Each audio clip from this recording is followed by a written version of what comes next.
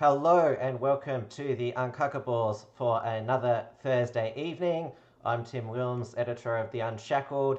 I'm here with my fellow lockdown Melbourneite, David Hiscox, editor of the XYZ, and joining us tonight from somewhere not in an extreme lockdown, James Fox Higgins of Rational Rise TV, which is just relaunched, and so has Champions of the Light. Good to be here again, Tim. It's great to be with you, Dave, and good day, Stephen, and everyone at home. Stephen, good to see you back again. You're from, well, is it really the Free State of Western Australia? Because you can move around your city and your state, but can you leave at all? I should ask you, what happens if you leave? Well, nobody in WA knows because nobody in WA ever leaves. It's as big as Europe on its own, so why would you need to leave? Yeah. Exactly. It all looks the same anyway. Because you've got that hard border, as it's referred. The only person who is trying to tear it down is, as I refer to him, the madman and the fat man, Clive Palmer. And the joke is that there's more active Clive Palmer court cases in the state than COVID cases. That's good. That's about right, yeah. Yeah. Well, I reckon it sounds like WA is the Chad state in Australia. It's got the hard border, you know. We used to be the one, like back when this COVID madness was first starting. We had the harshest conditions because we had what you Melburnians have now, which was we basically couldn't go anywhere within Perth itself. There was roadblocks stopping us leaving Perth. There was I couldn't go and see my son and my grandkids out in Kalgoorlie and Laverton. If I wanted to literally just leave the city, it was, there was the start of the Berlin Wall had been put there, but that's been relaxed temporarily now. Of course, we're only in stage, I don't know, whatever. Yeah, the one away from normality that it will never get to. Phase 4 reopening. Phase 4, the COVID safe Australia, because Scott Morrison had the 3-phase framework. When was that? That was back in late May, just before Mother's Day. WA invented their own phase 4 out of lockdown. So in Victoria we have the 4 levels of lockdown, but federally and now in WA there's the phases out. And then of course there's New Zealand's alert level system as well. The rest of New Zealand remains at alert level 2. Auckland is at alert level 2.5 at the moment, where they thought, WA still thinks that the virus has been eliminated, but the virus mysteriously turned up in Auckland, and Jacinda Ardern announced late at night, we're shutting Auckland down because we found 4 cases. Yeah, I watched War Games. Remember that movie War Games from the 1980s, where the kid accidentally sets off a computer to start World War III? And I was thinking, these phases, why don't we just change it to DEFCON 1? DEFCON. Does that mean we can nuke Melbourne? That's a stage 6. That's what I've talked is stage 6. We'll get into what's been happening in Melbourne and Victoria this week, but a bit of a silver lining is we're now not going to go to stage 5, which was hypothesized, which apparently was going to be not allowed out for exercise at all. You're only allowed to shop once a week, and you have to wear masks in your own home. I think there's going to be a stage 5, gentlemen, but I just don't think the government's going to be in control of it. It's going to escalate. Yeah. Well, because the only way that your state, Stephen, is going to be able to keep eliminating the virus if you stay closed forever. Yes, and that's why Clive Palmer can never be allowed to enter the state ever again. It's quite interesting because the laws that they've passed in WA are probably worse than the state of emergency laws that are currently going on in Victoria. The difference being is that the state of emergency are supposedly temporary; they have to keep being renewed. But the laws that are being passed to basically stop Clive Palmer from suing the government would basically stop anybody ever suing the government ever again, and it basically stops all criminal liability for any government bureaucrat and any politician when they do bad things. Right. Well, so the libertarian lobbyists have their work cut out for them. Oh yes, indeed. Yeah. So it's really and these of course are not emergency powers. These are permanent powers. So right, is that so? So this is basically a law that's been passed basically on the hop because Colin Barnett fucked up. God knows how many years ago by not following procedure in terms of Clive Palmer's mining proposal, which obviously he'd spent a lot of money on. And then Labour get in, Colin Barnett gets kicked out, and all of a sudden State Labour realised that they may have a hefty bill on their hands. So what do? Well, they'll immediately pass a law saying that whatever the outcome of this inquiry, because it's basically a judicial, court case going on. Whatever the review of the court case, the government basically makes it illegal for it to occur and bans Clive Palmer retrospectively from having his lawsuit at all. So, and that will obviously be a precedent. And because it's a law in place, you can't just make it against one person. It's against everybody. So even though everyone's cheering it on at the moment, everyone's cheering it on. It is a good development, I think, in a way, because it's just part of the acceleration towards the inevitable. When you've got this much depth of corruption between the government and the private sector, there's so much corruption, there's so much money laundering and legislating to line their own pockets, and so much evil going on there. This only can end with a revolution and an inquisition at some point. Whether that's in our lifetime or much, much further down the line, I don't know, but history always rhymes and it always goes the same way. The people will revolt against these corrupt people in government and in business, and they'll drag them out into the streets at some point. So, at least we're taking more steps towards change. Well, that's not what the current polling says, because Western Australians, they love their hard border, they love Mark McGowan, and a national polling released last week supported ankle bracelets and compulsory quarantine camps for those. Do you believe normal people will drag those people with those opinions out into the streets as well? Like, it won't just be the top; it'll be all their henchmen too. Like, I mean, this is what's happening in America right now, and Australia will follow in some form, but it might be a long time for Australia. We might have to go through decades of Soviet-style rule here to muster the courage that Americans have kind of had in their culture for centuries. Maybe not. Maybe somebody pointed out to me today, like one of the best places that you can go to in the white world is now Russia.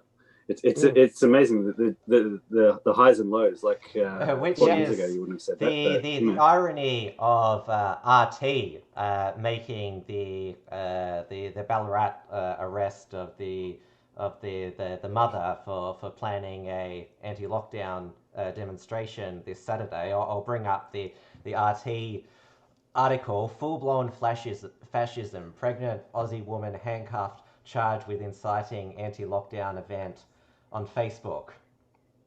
And it quotes here. If I go down here, Craig Kelly. He compared it to Nazi Germany. He's the liberal backbencher.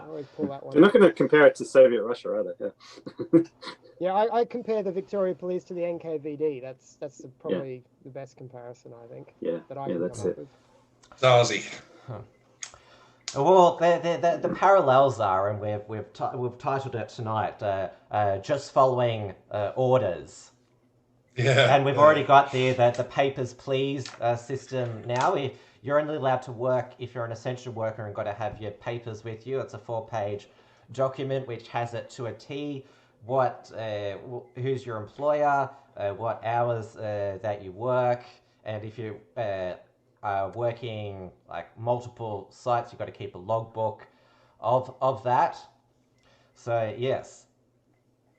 I'm just glad it hasn't happened here yet, because it gives me a few more months without being jailed for the rest of my life. And I hope you're using those months to prepare, Stephen, and not just to hope that things get better. Because it is absolutely clear we need to all, on an individual, family, and community level, be preparing for war in the streets. Yes. It's going to erupt here somewhere in some flashpoint, probably Melbourne, in a similar way to how it is in America. And then the propagandists are going to get right in there and start agitating both sides of the fight to escalate it and spread it out as far as they can. So we don't know the timeline, but we do know it's coming. So everything we can be doing to prepare is good. Let me just turn this around and can you see that? Very good. Yes, yes. Those chunky cans look like great defensive projectiles. It's just, I actually made it when the restrictions were actually eased for a little bit and people were thinking things would be okay. I made a point of just getting a couple of cans every time I went to the supermarket. Yeah, I've basically been prepping the whole year. Keep that trend, and it's basically just about doing as much investing as you can now for the certain future that there's going to be supply shortages, utility interruptions, and violence in the streets. It may not happen till we're old men, but it will happen. It's like Maybelline. Well, we had a storm last week hit Melbourne, which not only did the power go out for, I think it was around about 88 postcodes, but also the water became contaminated because the disinfectant at the dam wasn't working, so you had to boil your water to drink it. So there's a reason I bought I've got quite. I bought quite a lot of water earlier in the year. And please, Tim and Dave, please, if there is a respite in these restrictions and you are able to leave Victoria, please, for God's sake, leave Victoria. It's going to get really bad there, guys. It's just going to keep getting worse. I don't think you're going to get that territory back. So I would get your lives back, and then we can keep doing the important work that we're doing.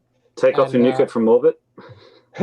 Well, we can at least speak the truth from the outside. I feel a lot more comfortable about questioning what's going on down there than you guys must feel right now. How do you know that during this stream, the cops aren't going to rock up and knock on your door and declare that you've said something illegal under these bullshit Emergency Act laws that they're making up as they go along? You're under an authoritarian, dangerous government right now. I'm not. New South Wales is only marginally better, but we're not in full psychopathic Soviet mode up here. And likewise in WA. So, get out as soon as you can. Every good person in Victoria, get out. And more to the point, like if you get out, we won't feel so bad about nuking it. That's what. Who's got this nuke? Hey, I'm the kind of guy who's quite happy to call in the artillery on my own position. Hey, James, the reason why we can't leave is because we don't play football or host Millionaire Hot Seat. That ain't a hill to die on. Yes, because... I know what you're saying. Yeah. The corruption again. Yeah, go.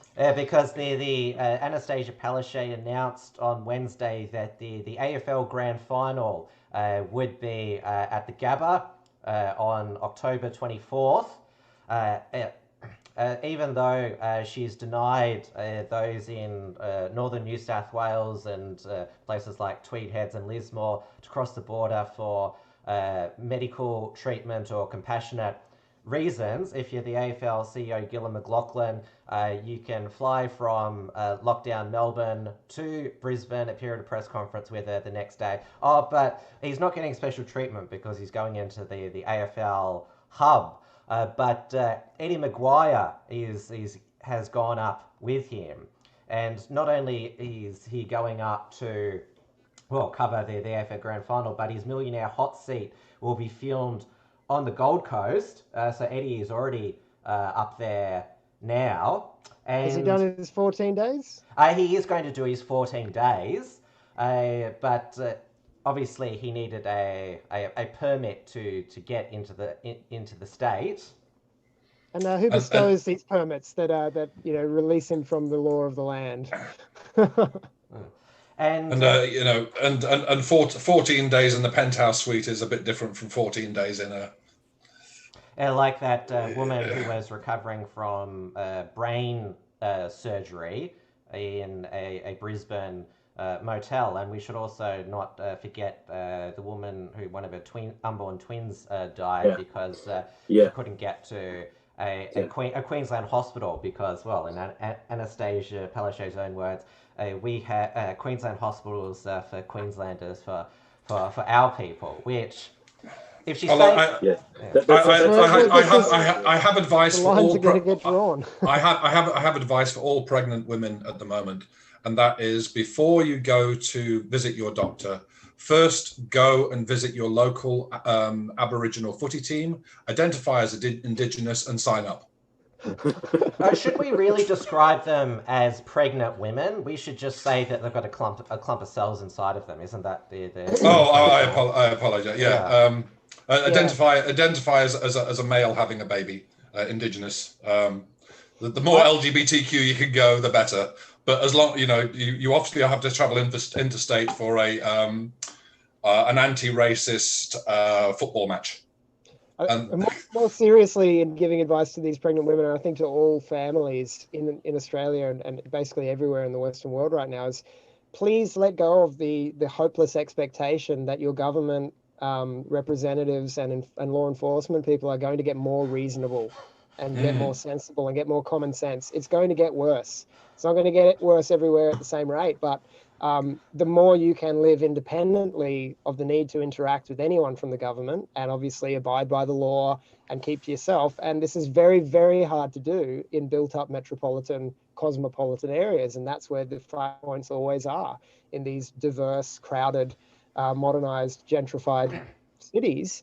They don't happen in the same way out in the wide open spaces. So I think, the more people can move towards a homesteading lifestyle, the more chance they're going to have of being unaffected by the storm and being equipped to survive any impact it has economically and in trade and that sort of thing. So I'm really, we need to get really serious about this and not just be LARPing revolutionaries in our own way. We need to understand that life and death is upon us in the West now, and the decisions that we make for ourselves and our families don't just affect us at our next 10, 20, 30 years. They may affect whether or not there are generations of our families to come at all, whether we have grandchildren or great-grandchildren, whether we're able to feed them. So start taking the long view, I think, and aiming to get out of the cities.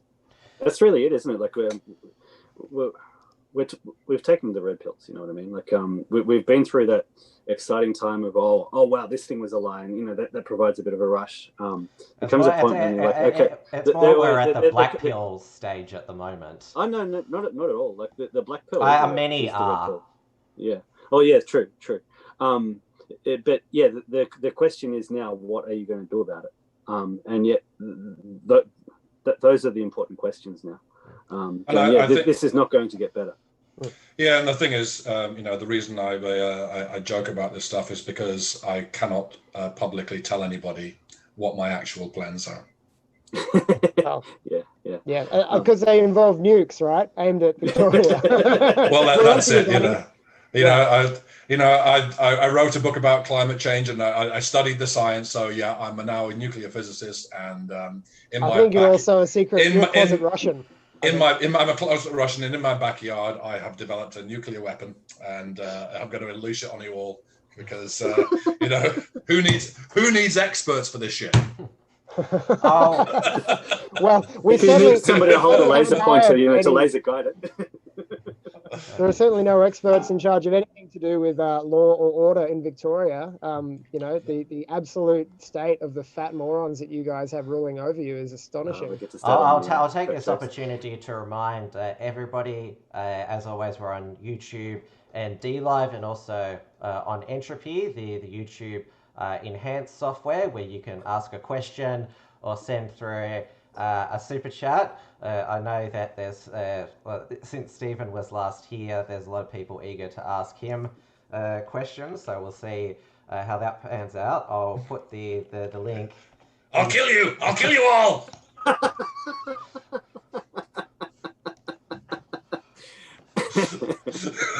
But going back to Eddie Maguire for a moment, fun fact, his Millionaire Hot Seat program in Melbourne was filmed at the Docklands studios, where they had a coronavirus outbreak when they were filming the Masked Singer, because trash reality TV is an essential business. Note that the COVID outbreak happened on a show where they wear masks. Yeah.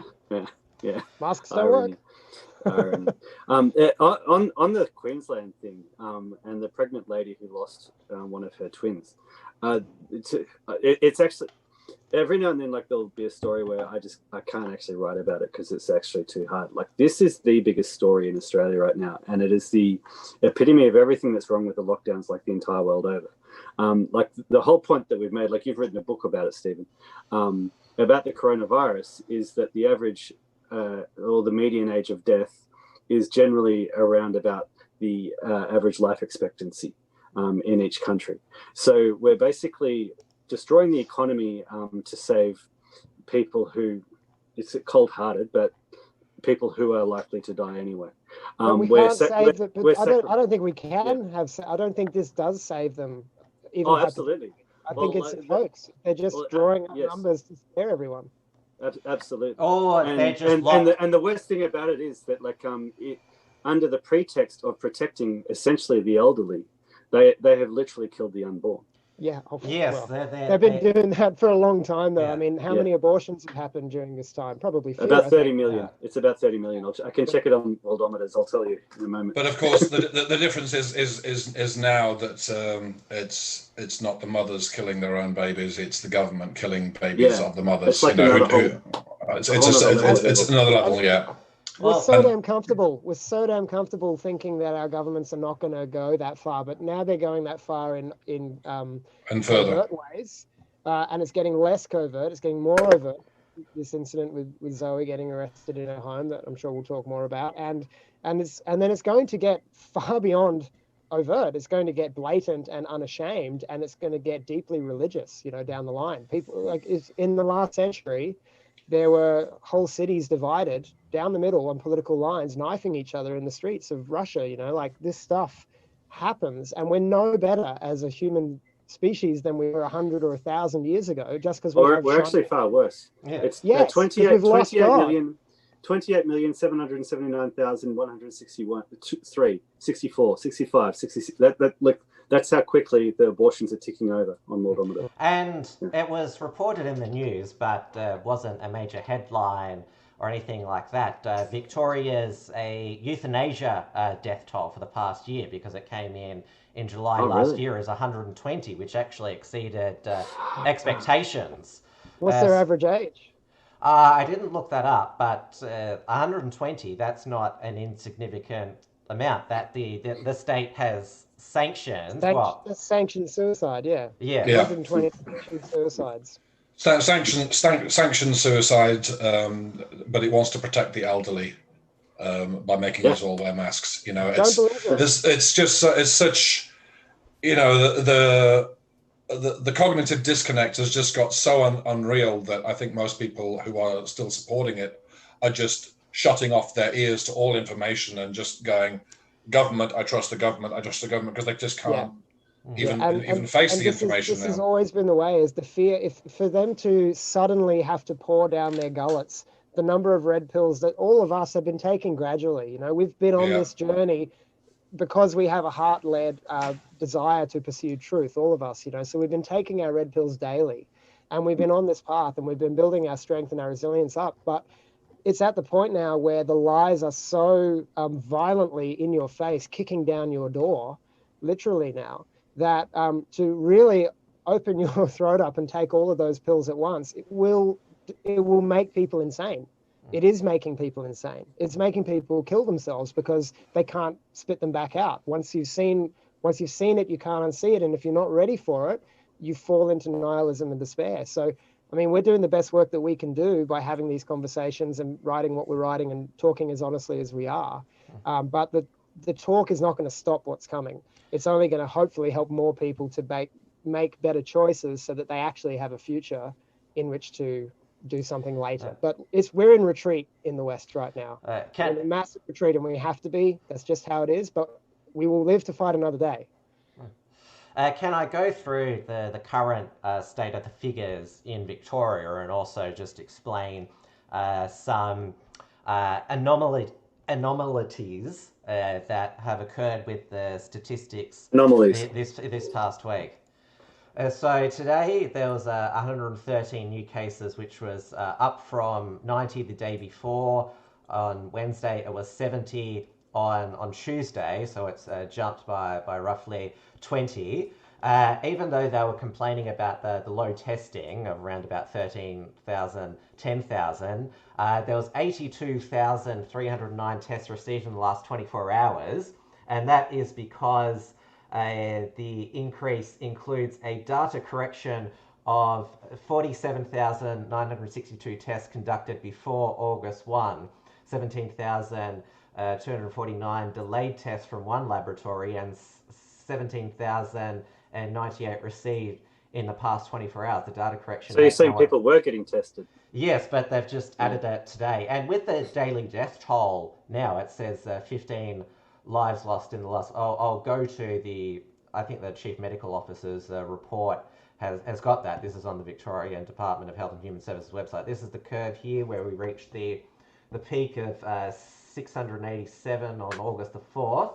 As you can see, the curve is flattening, and the active cases, it peaked at close to 7,000. It's now down to 2,200. Cases by age and gender, obviously, they've been making the point that a lot of young people get this, but it's obviously the old who die from it. The current state of those in hospital, 361, that's down from a high of around 650, and I think the highest in ICU was 50. It's now down to 20. So the hospitalizations, ICU, and active cases are all trending down. But with because there's been, it was on Monday, there were 41 deaths that were reported, but that was because of not all of them died in the past 24 hours. A lot were because of changed aged care death reporting, which were included as COVID deaths. The bureaucratic deaths, they're paper deaths, and that, like, this is a paper virus from what I can see. I really I want to tell you guys a little anecdote that relates to the way we've been propagandized. It's a very strange thing happened to me, and I'm sure most of the folks watching and you guys have probably heard of this happening before if you haven't experienced it yourself. But I wrote a tweet today, and I basically just declaring how ridiculous I think this whole scamdemic is, and I used the hashtag scamdemic2020. And almost immediately after I posted it, a stranger I'd never seen on Twitter who had the blue tidal waves and blue snowflakes. It's the drip. It's the drip, what you're seeing, which is basically, it's a lefty, far left virtue signal that the Conservatives are corrupt and their drips are leaking from their corruption. That's what the drip means. Oh, right. Okay. Well, anyway, right. It looked like a snowflake and a wave to me. But anyway, this comment appeared that said, I just lost a friend to COVID. Kindly go fuck yourself. And I was like, oh, okay. And and before, I didn't even get the notification that person had commented. One of my followers wrote, okay, tell us more about your friend. And I clicked on this profile, and it was just like years of, not even years, sorry, just hundreds of posts back a few months at least of just retweeting all of the BLM and Democrat propaganda. The whole thing was just a propaganda bot. And I reckon that set up an automatic response to the scamdemic thing to throw in this misinformation of a person pretending to be a person saying, I lost somebody. How double dog dare you question the existence of the virus? Yeah. And I replied and I called it out and I said, this is a Fed post. This is a bot, this is propaganda, misinformation. And there was no response. That never heard from them again. So if I notice these things. They don't come up often. I'm quite shadow banned on a lot of these platforms anyway. But just think how these messages, these rhetorical, personalized, shame generating messages are affecting the average everyday person when they're being sent out in the millions, and not even just by Democrats, but by China and by Russia and all of these foreign agencies and bodies who want to get in on the action and control the narrative. It's happening on such a massive scale every day that anything we think we know could just be completely conjured. And this COVID-19 stuff could be exactly the same. Well, Zoe's brother, he set up a GoFundMe for her legal defense, which it said today was deactivated. Many wondered whether GoFundMe had terminated it, but the brother actually took it down because he and his sister were receiving death threats. It was all too much for him. But the Institute of Public Affairs, Gideon Rosner and John Roscombe, they vowed that they're going to help her out with their own version of GoFundMe and assembling a QC team. And the death threats won't stop either. Which is don't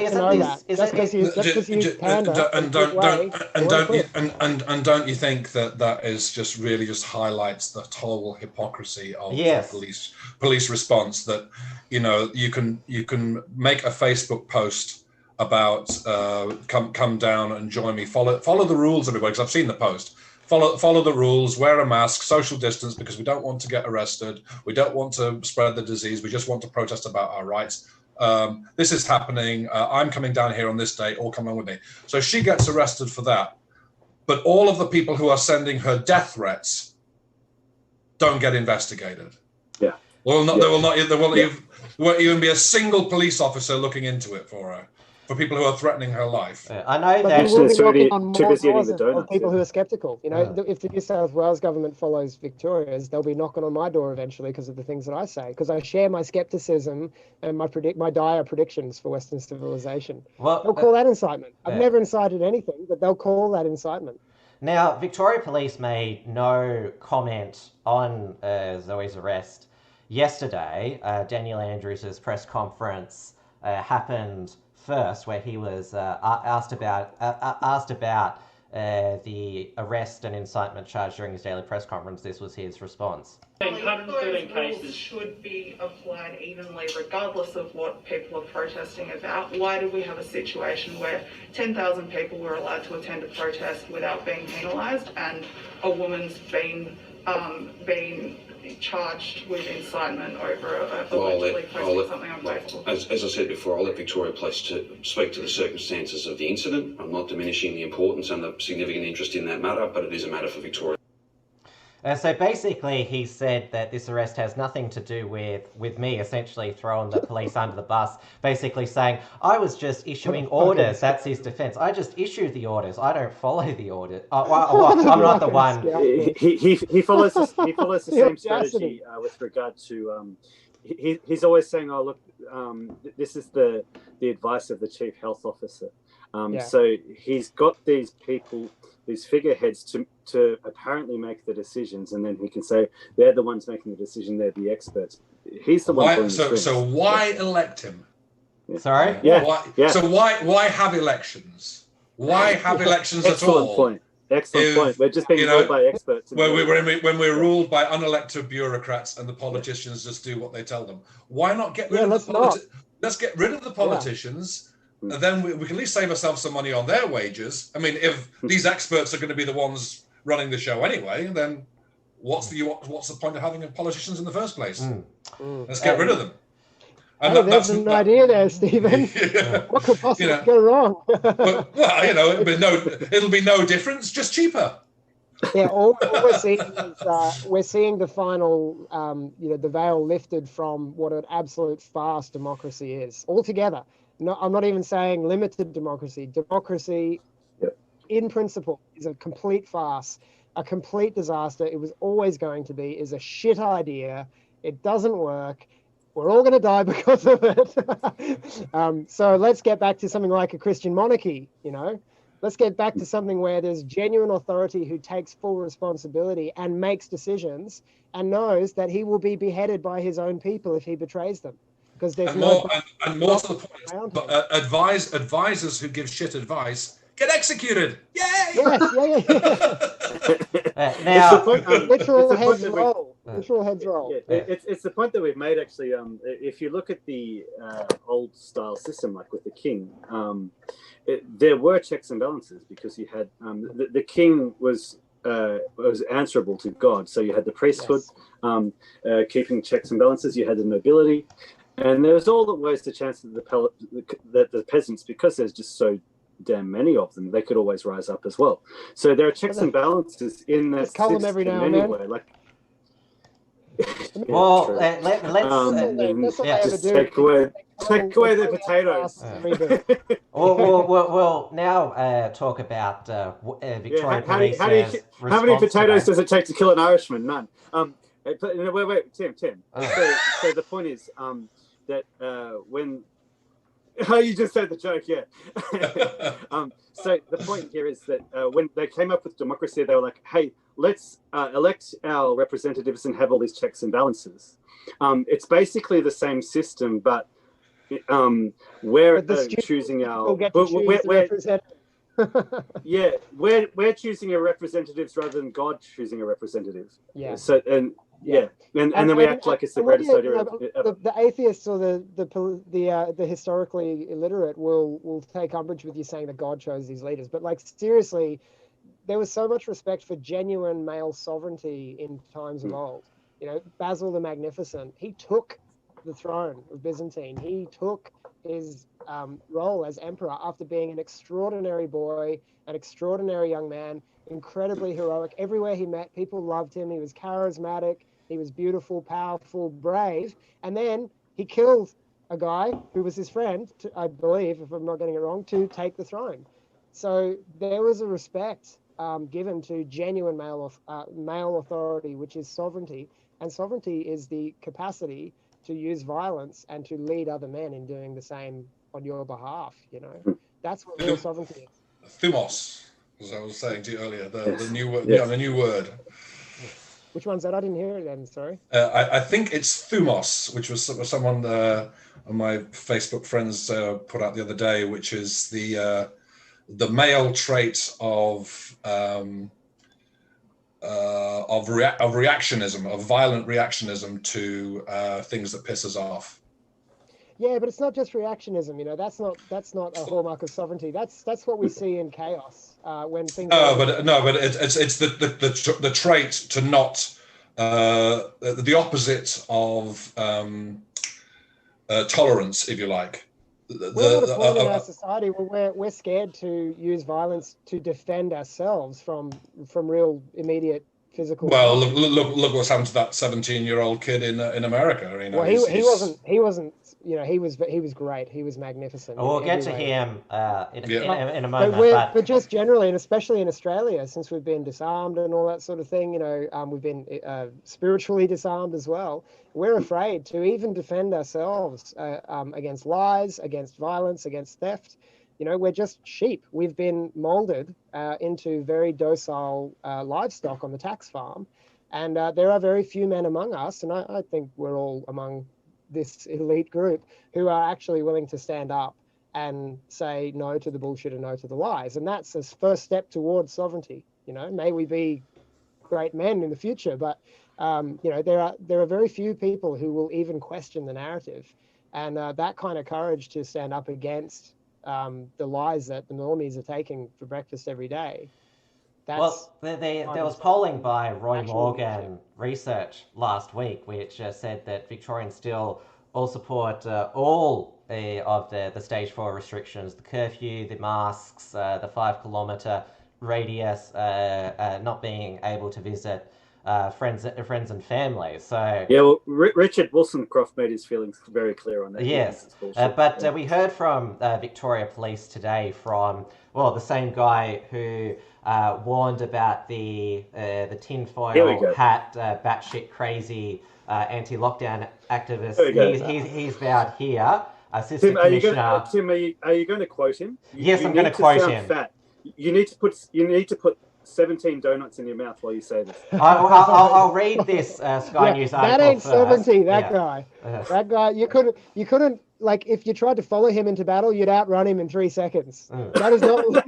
If you, That is that, not a you Yeah. have to take a wide berth to get It's around. a bureaucrat in a policeman's costume. Yeah. What a Wait pathetic for me! Wait for me! I'm your leader! Wait! What a fucking loser. And so this is the Sky News article. Victoria Assistant Police Commissioner Luke Cornelius says it will be a wonderful journey of discovery to anyone who decides to protest in contravention of the state stage 4 standing orders.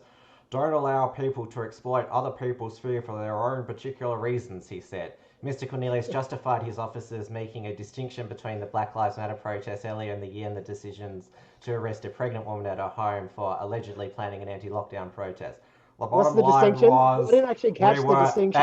no, I'm going to read it out. Oh, good. Oh, let's hear it. Yeah. The bottom line was, we were then policing under rules that permitted public protests, the Assistant Commissioner said. You can quibble as much as you like about our approach to the BLM protest, but we're now talking about a context where there's no wiggle room. You cannot leave to protest. The assistant. That's a lie. That's a complete lie. There was the protest the weekend before, wasn't there? There was the anti-lockdown protest the weekend before. Which one? Well, but these are emergency in circumstances, Dave. So today's law could be nothing tomorrow. We just have to change. He's talking about the black. Sorry, he's talking about the Black Lives Matter protest in Melbourne. Like, wasn't it like literally a week before, or maybe 2 weeks before, and the same laws were in force when there was the anti-lockdown law, and they broke that protest up. Yes. That was the Mother's Day anti-lockdown protest, which we were under stage 3. Then there was another anti-lockdown protest when you'd say we were at stage 2, where still all the pubs and clubs were shut, but you could only gather outside in groups of 10. The BLM. So he's just out and out lied in that case. Out and out lied. At the BLM protest, you're allowed to gather in groups of 20 outside, and the organisers of the BLM said, to be COVID safe, we'll practice social distancing and wear masks. If you've seen the footage from the BLM in Melbourne, there's no social distancing. Yeah, these guys need to resign in shame very, very soon, or it's going to get ugly. Yeah, it's going to get real ugly for them. Well, they need to be arrested and prosecuted, or it's going to.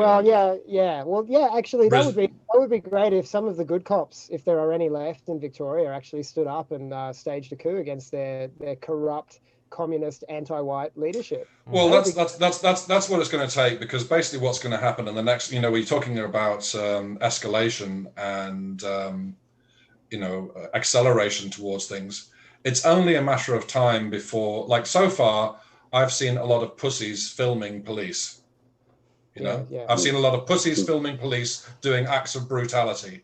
How dare you? How dare you? Yeah. All it's going to take. It won't be that way forever. Yeah. All it's going to take is for somebody to lose their temper, and a policeman's going to die. And then we'll really see what totalitarianism looks like. Yeah, I'll finish Assistant Commissioner Luke Cornelius's quote.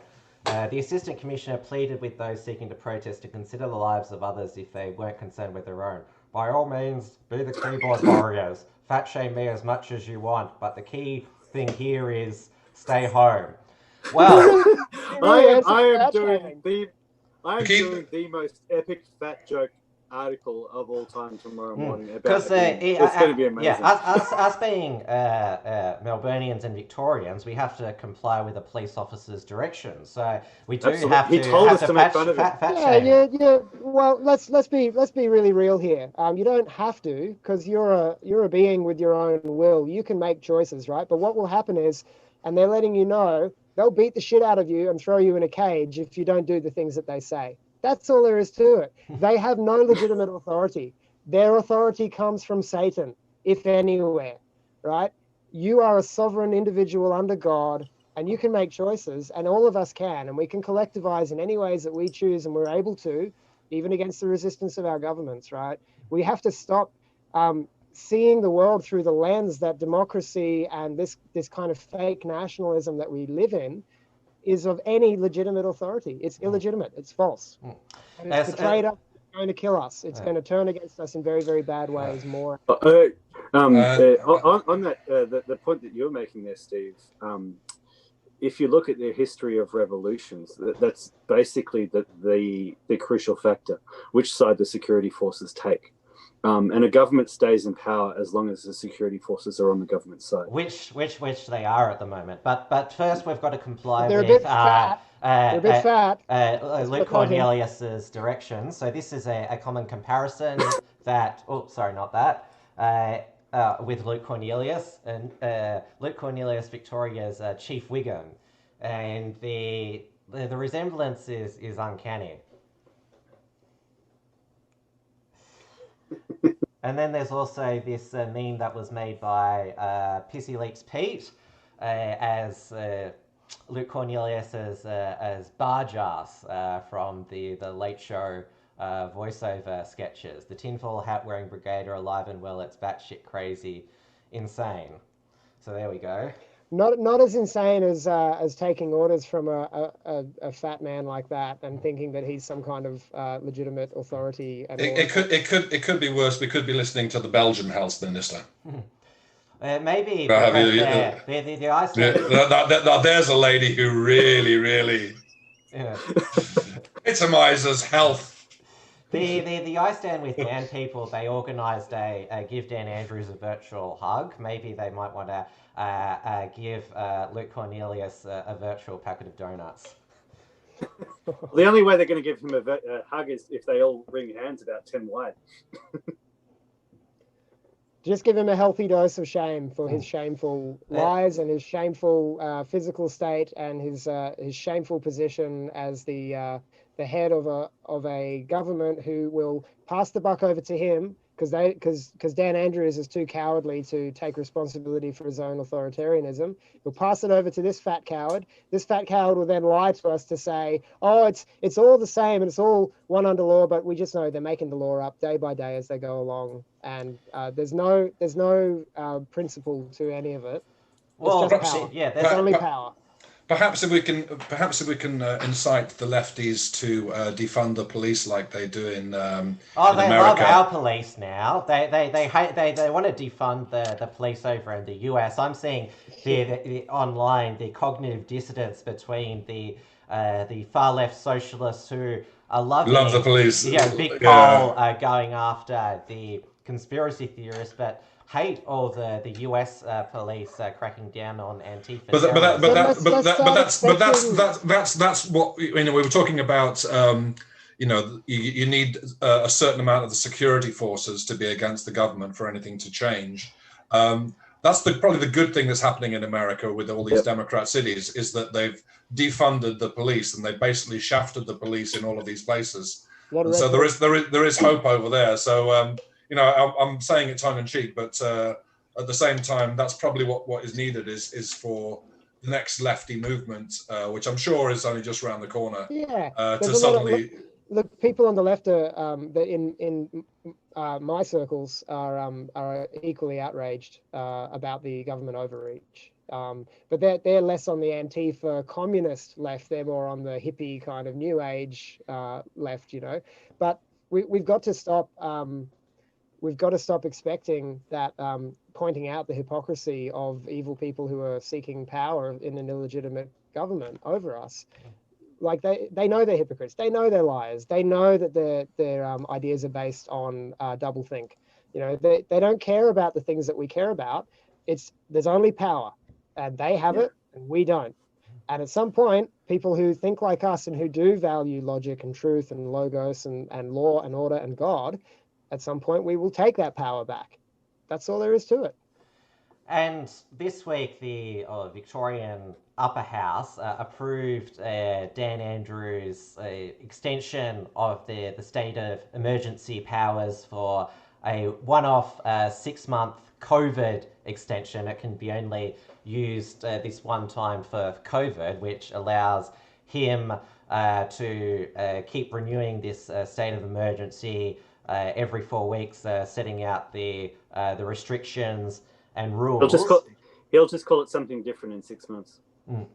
But leaked in the Herald Sun today was the alleged roadmap out of Victoria's lockdown. So if we have a look, this is the stage 4 lockdown here. Apparently, this the stage 4 lockdown would be extended by 2 weeks from September 14th, and then we'd go to stage 3 plus stay at home on September 28, which would mean that the curfew's not in place.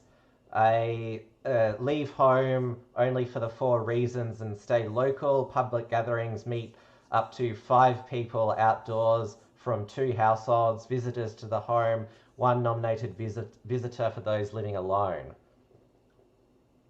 Nominated visitor. And I'm pretty sure you'll need a nominated visitor pass, yeah? Yeah, you'll need a 4-page document. A nominated visitor nomination form for nominees. That's what they'll call it. Yes, that's it. Yeah, the longer the better. Yeah. So stage 2, which with a $30 processing fee. Oh, you bet. I know it is to fill out the permitted worker papers. You just download it off the website. The website crashed the first day that it was uploaded. Stop saying what's true and let's just start propagandizing back. Yeah. Let's just lie back at them. Yeah. Stage 2. It'll be $31.25. Yeah. And it'll have a $600 fee if you pay it more than a week late. Yeah. Stage 2. And there'll be somebody on Facebook to explain why there's that extra $1.25 with sign language at the same time. How many deaf people are there really? Like, there's instant closed captioning. Like there's closed captioning for our show right now. I want to know that guy who got caught out for basically just turning up at the I can't remember which government it was and started sign languaging. It was the funeral of Nelson Mandela. It was epic. No, not that one. No, recently, there was recently in America, that somebody turned up and said, "Would you like me to do some sign language for your press conference?" And the government's like, "Yeah, okay, sure." And he goes on there, and he was just making it up. He's like, epic troll. This is a month or 2 back. I just want to know if he's got any more gigs since then. Yeah, I love it. Yeah, all right. Let's. He's making a point. Stage 2 is go outside. Come on, we want more fat jokes. If fewer than the daily average cases with an unknown source last for 14 days. So this curfew would not be in place. Leave home, no restrictions on reason to leave home, or distance, but stay safe. Public gatherings of up to 10 people. Visitors to the home, create a social bubble with 1 nominated household, allowing up to 5 visitors from that household at a time. Childcare reopens. Schools return to on-site. If we go down here, retail, all open. Hairdressing, open. Beauty, personal. Real estate, shopping, no person limits. When does it say when you're allowed to have sex with your spouse again without a mask? You have to use a glory hole now in Canada. Yeah. That's, We'll get to that medical advice in a moment. Is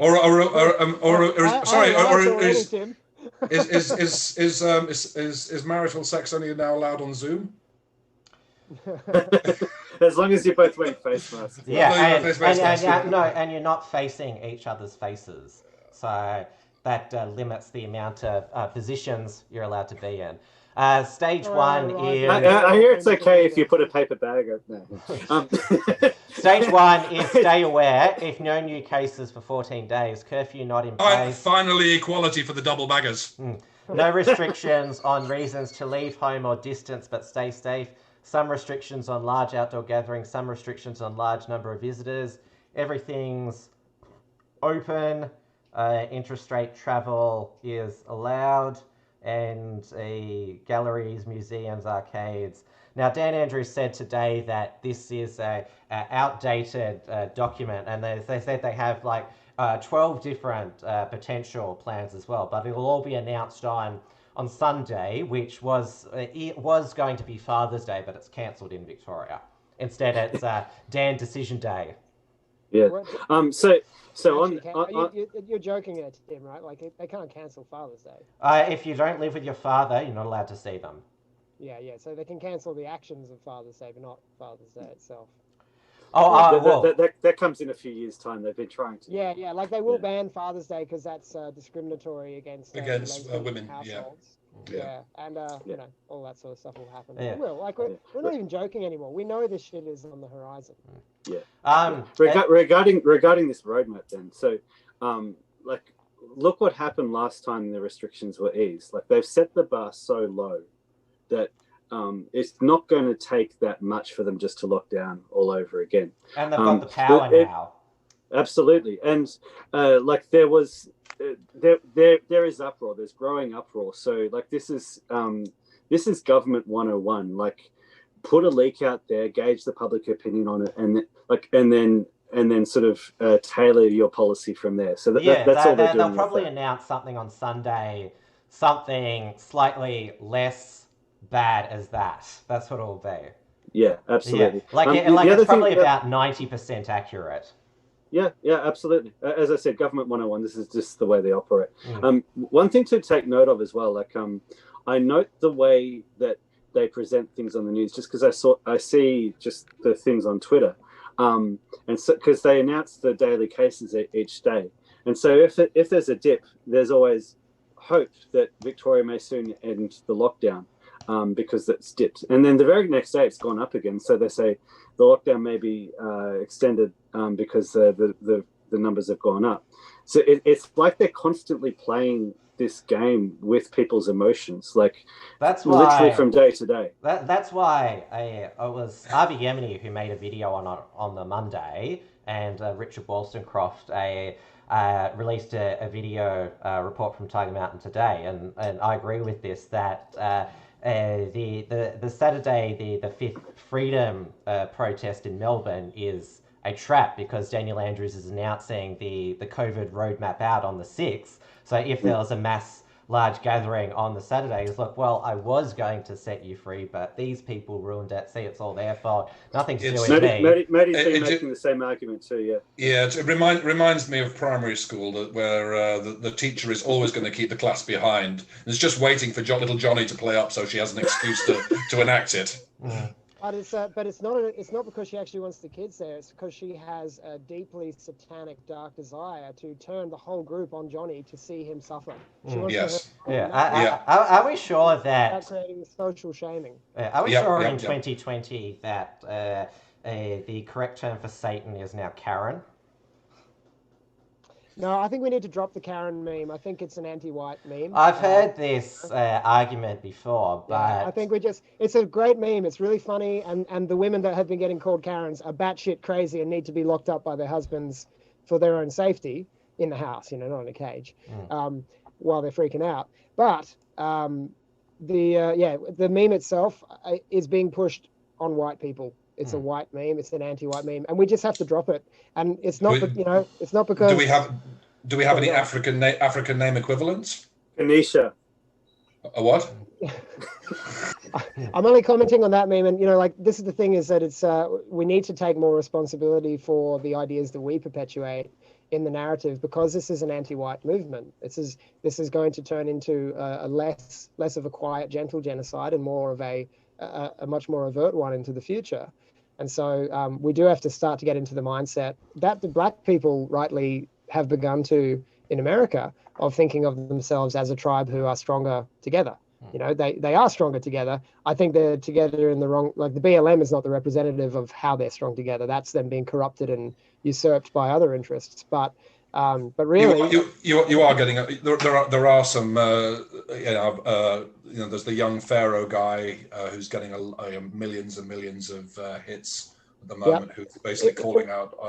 So he's helping. Kanye's helping. He's building Afro-American nationalism, and so he should. All people should feel strong and unified with their own kind, because that's ultimately, people aren't going to be as rational and genuinely egalitarian in our hearts as guys like us are, and probably a lot of our viewers. But people are going to revert to tribalism, and we're seeing the randomness of the attacks on white people in America by black people now, like just walking up behind and bricking them. No provocation, no reason whatsoever. He's white, I'm black, brick him. That's what they're doing. Not all of them, not en masse yet, but it will escalate. It is escalating, and it'll swing both ways eventually. So, I think the more we can be dropping memes that are bad for our people, the better. You know, I'm not trying to dad you guys.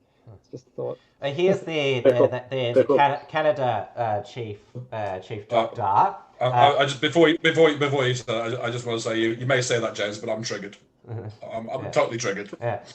Sex in a sex in a pandemic can be complicated. This is CNN. Canada's lead medical doctor says, and it's best to skip kissing and perhaps wear a mask to prevent spreading COVID-19. Dr. Theresa Tam, Canada's chief public health officer, issued a public statement on She staying looks like safe. a great Canadian woman.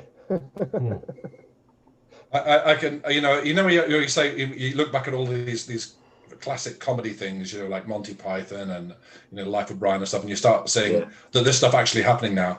I'm getting scared after hearing that we're going to see the naked. Is it the Naked Gun? No, it's one of those ones. It is the Naked Gun where he basically has safe sex and he turns up the full body condom.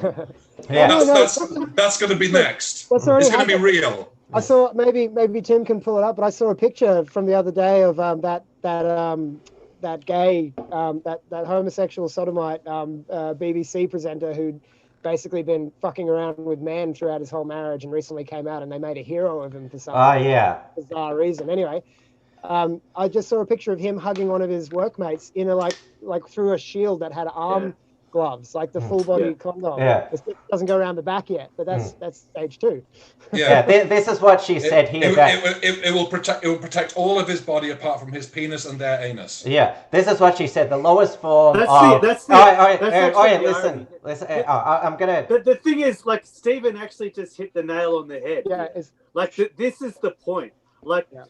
Here in Melbourne, I see practice safe sex things on the things that, we get warnings that STDs are escalating again. We've been bombarded with safe sex messaging from the moment we were born here in Australia. Yet STDs arrive and they're taking off. Have as much as you want. Yes, and it's because of the degeneracy which is promoted in our society. Yet here they are worried about people catching a cold from sex. This is what she said here. The lowest risk of sexual activity during COVID-19 involves yourself alone. And that's what they want too, isn't it? What you want, Pornhub. Pornhub. That's why they're teaching masturbation skills in primary schools. That's where it's all gone. But I mean, just on another thing about COVID, of fake science that keeps getting announced. There's another research paper saying that COVID may be spread through farts. Is that why we're not allowed to sit down on park benches in Melbourne at the moment? Well, that's it. Yeah. There's always a reason behind it. Yeah. Well, they have been called silent but deadly for many years. Well, there you go. Well, it's. I think it might be the ass to mouth interaction that goes on in certain gay circles that is spreading COVID through farts. That is the most disgusting thing that's come into my head all day. Thanks, Stephen. You're welcome. I want to pause on the. They like to smell their own farts all the time. I want to stay on the topic of science, though. Science. Sorry, one more thing about science.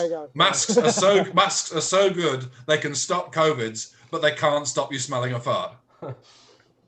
Yes, how big are the particles of COVID? I've seen some things about this, but I'm not sure the efficacy of them. But bigger than fart particles, obviously. The really important thing to understand is the same conversation we had before about authority in government. It absolutely applies, probably even more so, to science now.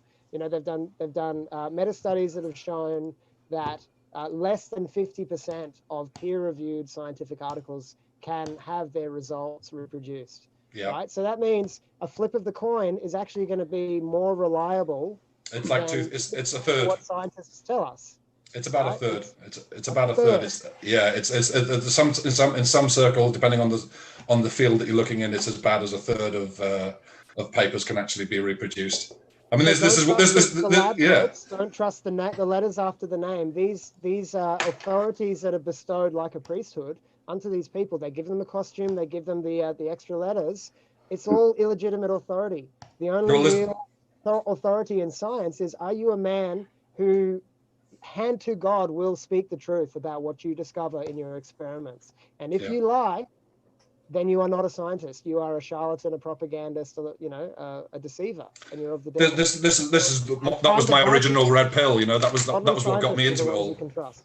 Yeah, well, that's what got me into the whole. That was sort of my journey in the first place, was just realizing just how much corruption and idiocy is in science, and how deep it goes and how far back it goes. I mean, it goes back. The corruption of the corruption of the physics departments goes back before the 1930s. It's Einstein. Yeah, Einstein is the biggest fraud in Western history. This trajectory of deception in science goes back to the Enlightenment itself, which was a Luciferian in our history. It was man going, hey, now that largely the Catholic Church has funded all of this study for these hundreds of years, and we have this amazing, deeper understanding of God's creation, now let's just take God out of it, and now let's just make ourselves God, and we'll enlighten ourselves with our wondrous knowledge, and that paved the way to modernity and this clown world we live in now. It's the cult of self. And I'm not saying that the scientific process is satanic. Not at all. It's godly. It's rich in logos, and it's necessary for us to actually achieve stuff. But the hijacking of it as a cultural movement to become scientism, where we now revere scientists and more than we revere priests, and we revere the lab coats just as we would in days of old the vestments, and we look to enlightenment itself as God instead of God, the enlightener. You know what I mean? There's an interesting thing. I just want to give you a little anecdotal story because about the propaganda about science. For example, we get told that the church was really, really bad for putting Galileo under house arrest. Yeah, because he was suspected to have had COVID, wasn't he? Yeah, no. And he definitely died of COVID. The thing was what Galileo said. Galileo saw moons orbiting Jupiter, and he said, thus it must be that the Earth orbits the sun and not vice versa. And he was pulled up for basically telling an untruth. And he was telling an untruth at that time, because that wasn't what you could conclude from the observation. It wasn't until Kepler, many 100 or so years later, that he actually worked out the mathematical flaws of Copernicus to get the elliptical orbits that actually gave us a model which showed us that yes, the Earth does around the sun. Basically, what they put Galileo under house arrest for was for being premature and for basically saying too much bad science, for basically saying things that wasn't untrue. Because Copernicus had come up with the alternative model, 100 years previously, but it also didn't quite work. So the model that we had of the sun going around the Earth, that had problems with the planets, the wanderers. That weren't quite worked out, and they had all little things try and work out what was going on. But I mean, this investigation was done. All of these research, all of this science, it was being done by religious people. It was being done by the church, and it was the church wasn't against it. The church wasn't stopping it. The church was, in most cases, part of the study. And so we get told it was the Inquisition that was bad, and it was the church that was bad for doing all these things. No, and that's just another bit of propaganda. Yeah, Richard Dawkins was one of the main perpetuators of this nonsense about the Catholic Church or the church being anti-science historically. It's just a total nonsense. When you look at actually who was enabling these minds to be gathered together and funded. Most of the early scientists, the founding fathers of our understanding of nature were monks. They were monastic, religious men who genuinely wanted to understand God's creation better. And so they did it truthfully. And really, that's all. When science is done properly, all that is let's poke at reality and then truthfully report what we discover.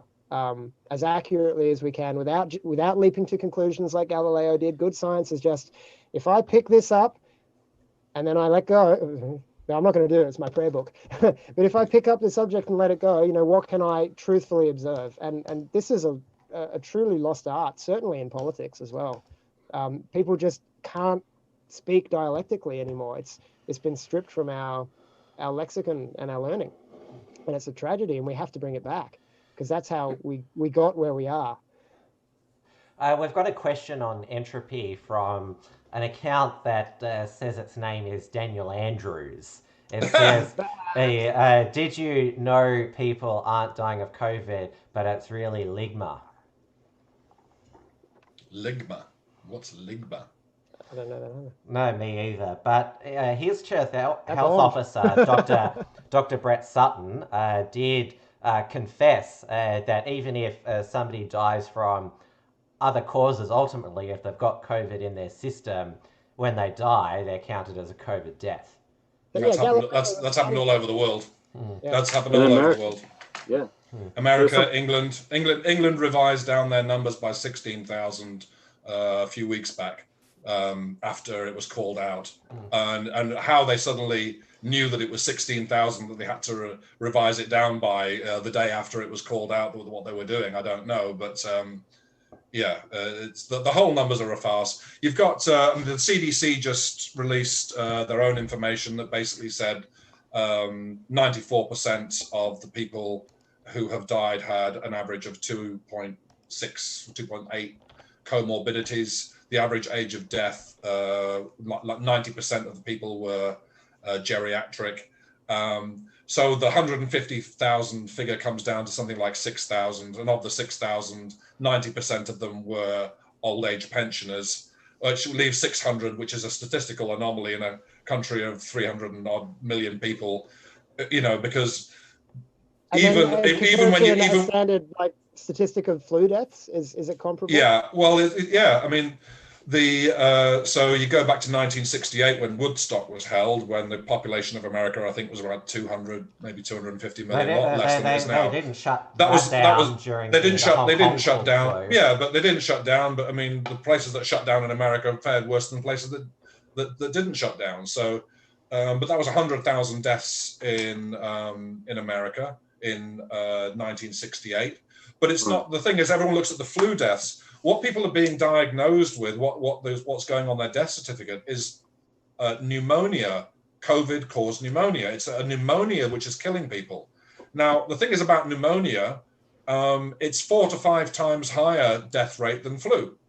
So, everyone's talking about the flu, which is, kills 200 to 600,000 people a year.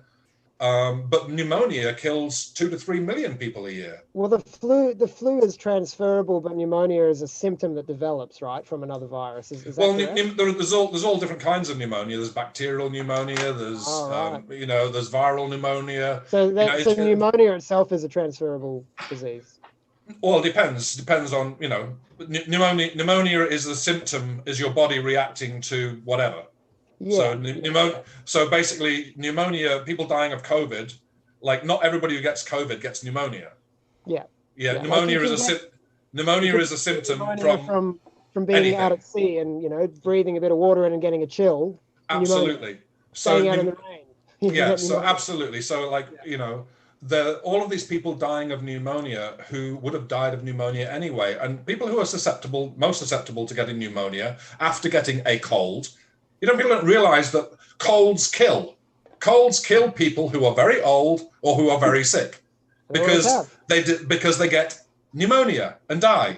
And so what's happened this year is, I don't know what the figure is now that they're claiming is 700,000 or 800,000, who have died supposedly of this disease so far this year. Well, we're still not at the pneumonia deaths. And then when you look at actually still below the normal. well below the pneumonia deaths that we get every year. Scandemic. And what I'm really looking forward to is at the end of the year, we'll get to see what the total number of deaths were for 2020 in comparison to 2019 and 2018. And if it's statistically, within a couple of percent, then basically there was no pandemic. Yeah, because that would mean that they'd argue the lockdowns worked, that the reason less people died. Well, and therein the agenda is absolutely laid out. Therefore, we should have a lockdown every winter. We should do this every winter. The power that we took in this situation helped you, even though statistically nothing changed, other than your life became miserable and we tanked the economy. We have seen already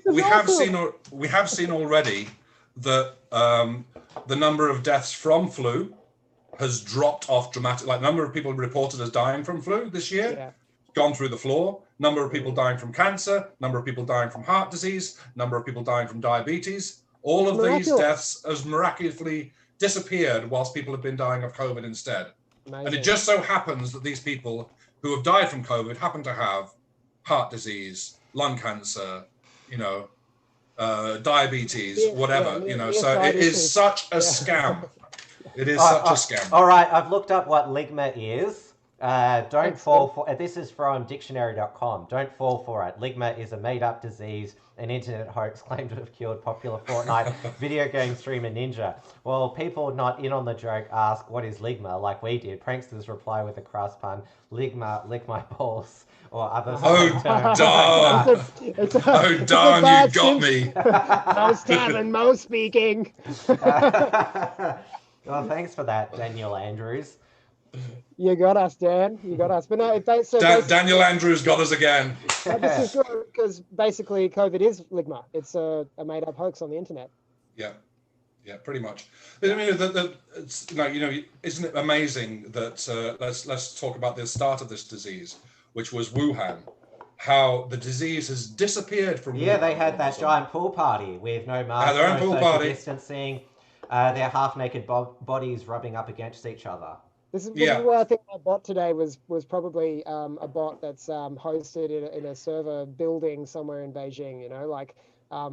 This serves China very, very well in their ascent to power. And I often share on my Twitter feed, I follow some of the Chinese state media channels because it's always good to see what their propaganda is looking like. And man, it looks shiny and orderly and patriotic and clean and powerful and mighty, and they've got their shit together over there. That's the message that that their media sends out to the West every day while the West is on fire. So, of course they're meddling. Of course they're meddling with the narratives on social media to make people to accelerate it because this serves China. It's interesting that we hear about the Hong Kong protests of last year, but what protests we didn't hear about, which were just as big and just as dangerous to the Chinese Communist Party, were the protests last year, around about this time last year in Wuhan.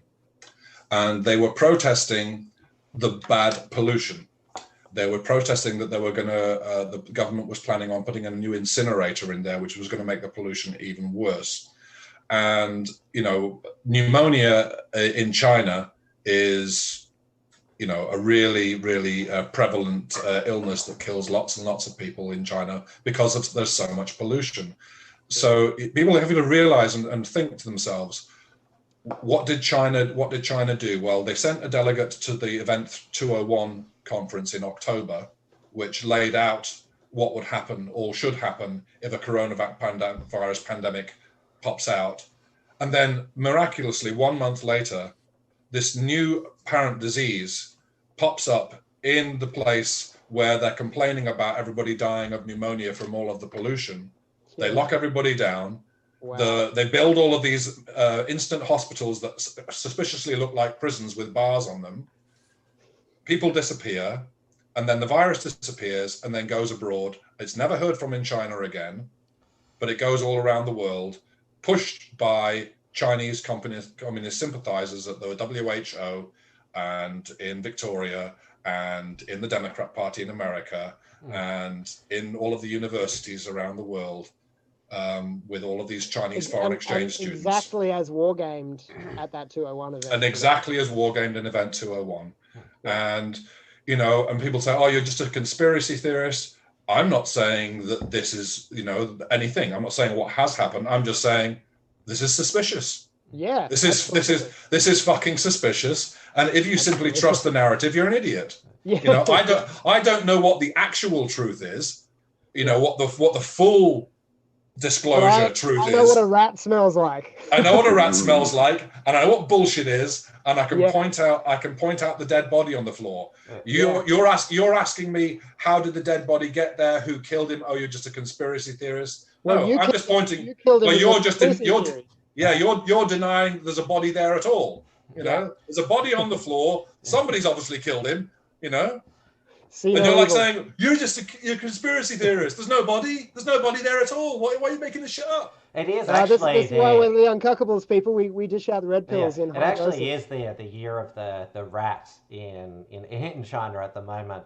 Ironically, but there was a Google glitch today. And Dan Andrews does look like one. So. Yeah, there was a Google glitch today, which if you type in Melbourne Premier, it came up with the incumbent Premier of Victoria since the 2014 election, Daniel Andrews of the Chinese Communist Party.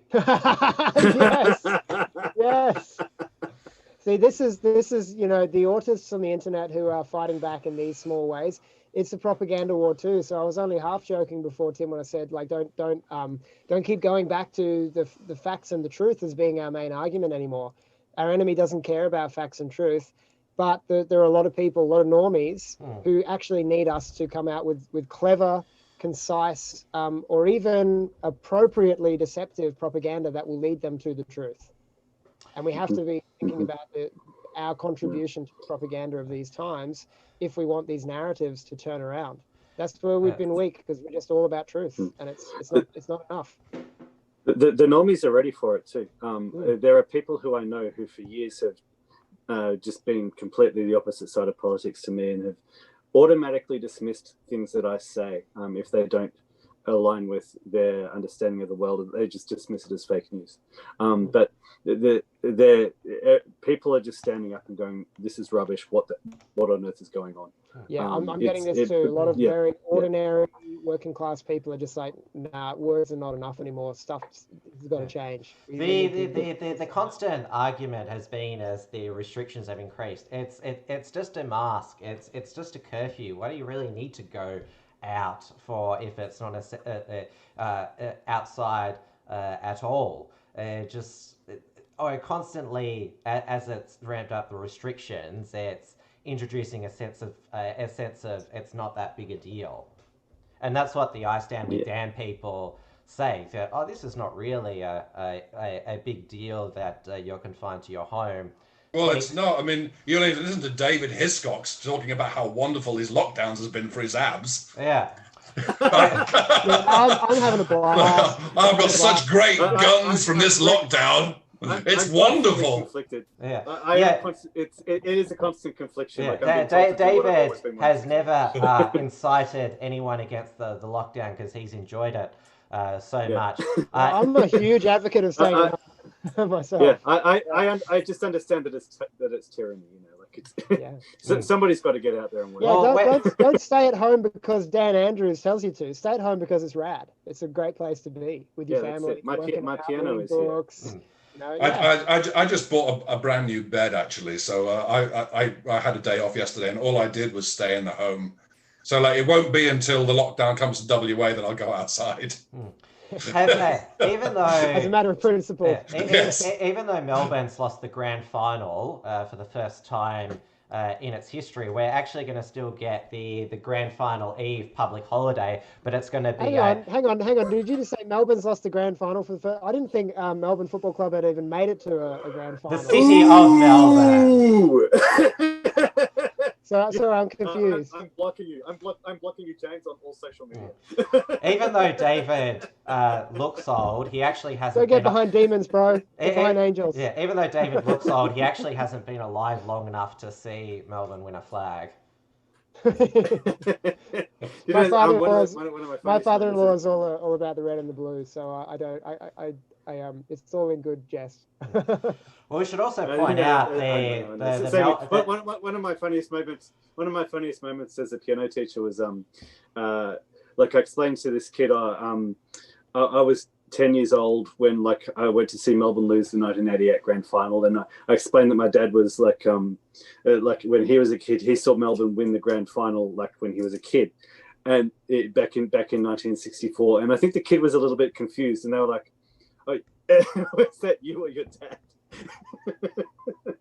I'm like, kid, I'm not that old. No idea about the past. Yeah. The Melbourne theme song it's a grand old flag, which has actually reminded me today is Australian National Flag Day. And what's our national flag this week? Oh, it's Oh, okay. Boom! This is where you drop the mic, James. So it's already dropped. Sorry. Well, we still have as our official legal flag the Union Jack with the Southern Cross stars. Well, it's emergency times, so they could change that with the flick of a wrist. Well, apparently there's already in the works manufacture a new Australian flag with one of the points on the star taken away to get rid of Victoria. I have no problem with that. Yeah. And you guys will just get the hammer and sickle, right? Exactly. That's what Ros Ward wants. On the note, that's an interesting thing. There's another piece I wrote this week because there's a trashy television show on Channel 7. It's one of the I haven't read it's one of the cooking shows. I called it Plate of Origin as Racist. So basically, one of the cooking shows are doing this show where they get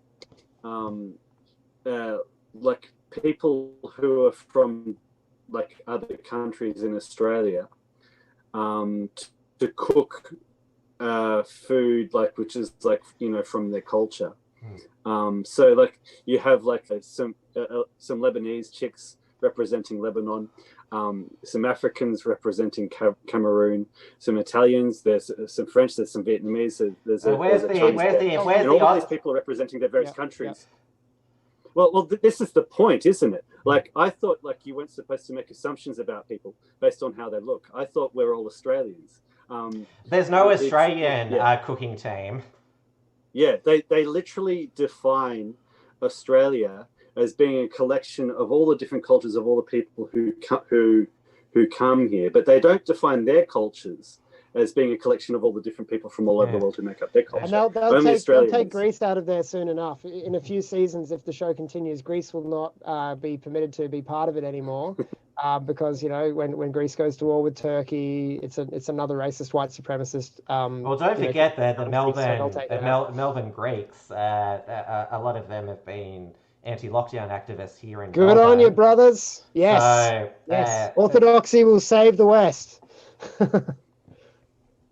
And also I'll add this as well, that obviously the attention has been on Zoe, who was arrested on Wednesday, but Victoria Police, they've been cracking down on lockdown revolts in the Muslim communities in Dandenong and Broadmeadows, because they've all been going for a walk at the same time every day. And so Dandenong now has police checkpoints along common walking routes. So when you go out for your 1 hour of exercise, you pass about 5 police checkpoints.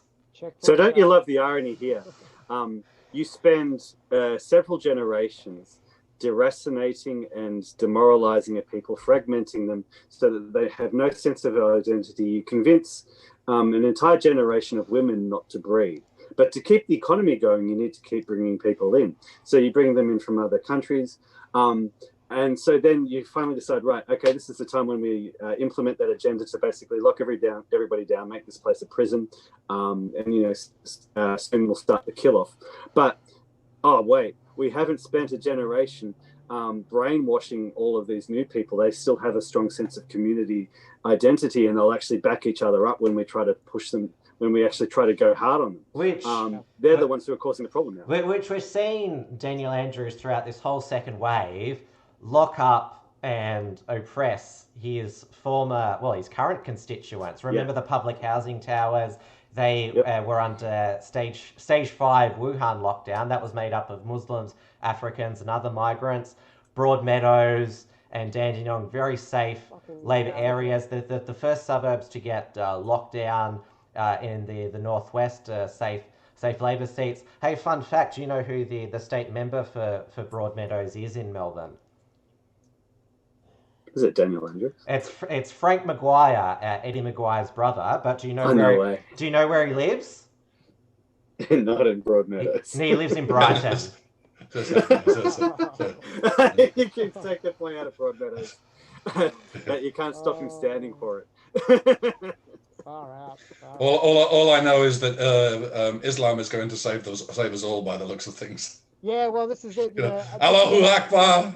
The situation is that we're seeing a lot of groups, and this is what's really important is us, you know, figuring out who are our enemies today and which of our enemies can we maybe just sort of get along with for now to fight our corner. Yeah.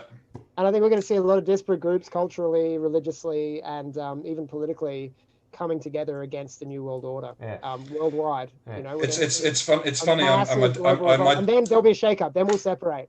Because we'll have to, because we know it'll be better if we separate.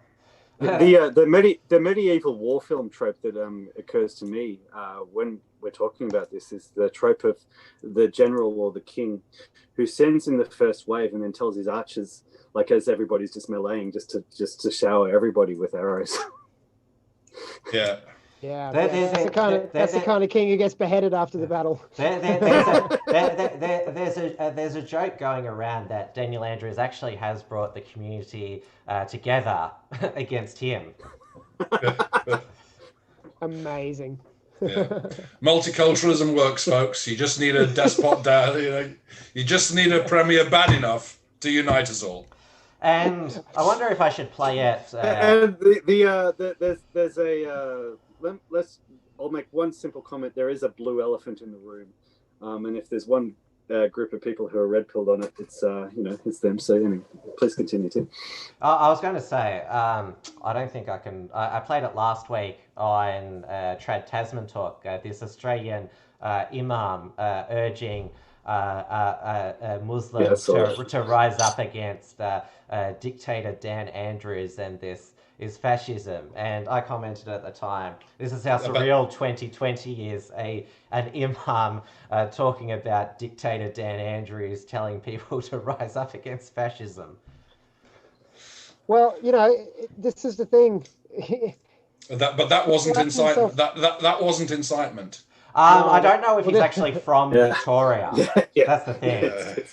Isn't it interesting that the tension that there's been over our lifetime, certainly like since 9/11, another great hoax that's really affected the way we think about the world. But isn't it interesting the tension that there's been culturally and politically and even in law and law enforcement around the Muslim problem? You know, like we're bringing these people in en masse and we have to love them and treat them as though they're exactly the same as us. But they will be the first to tell you, no, we're not the same. We're our culture. We have our God, and you are infidel heathens. But, you know, it seems like we can get along most of the time as, you know, neighboring suburbs. But there's this conflict between that we need to love them and pretend they're the same as us, but we also need to be suspicious of them because they've shown a propensity for violent terrorism, right?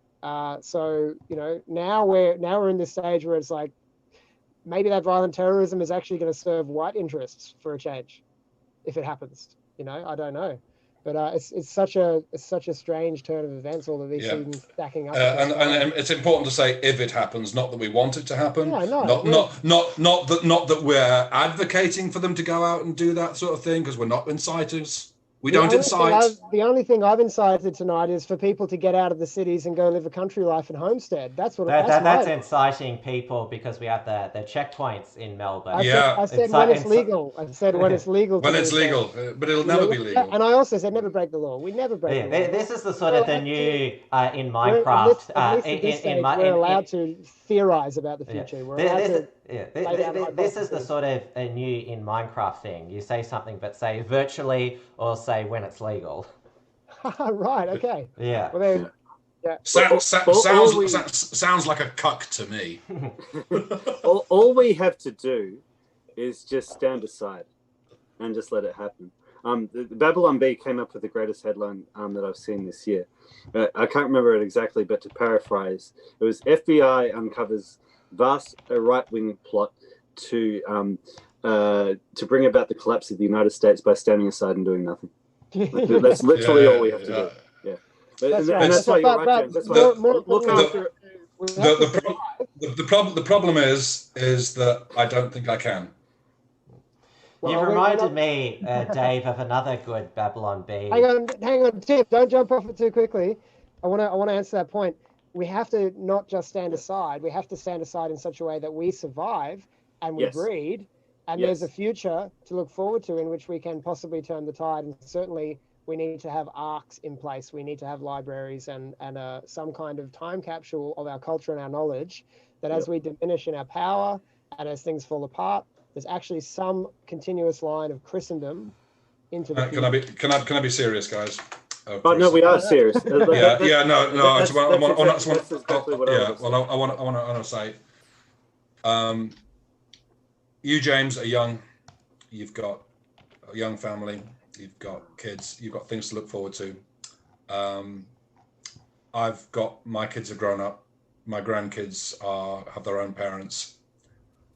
I don't think I can. I think I will be. Somebody needs to sacrifice, and somebody needs to prepare to give their life if necessary. And when the time comes, I won't be able to stand aside. I simply won't. Yeah. Well said. It's an important point as well. Something that Tom Sewell brought up in the XYZ conference. He basically said, "Look, we've got to fight them on every front." Yes, and yeah, I wonder why. Because he's so effective. He said basically we've got to take them on every front.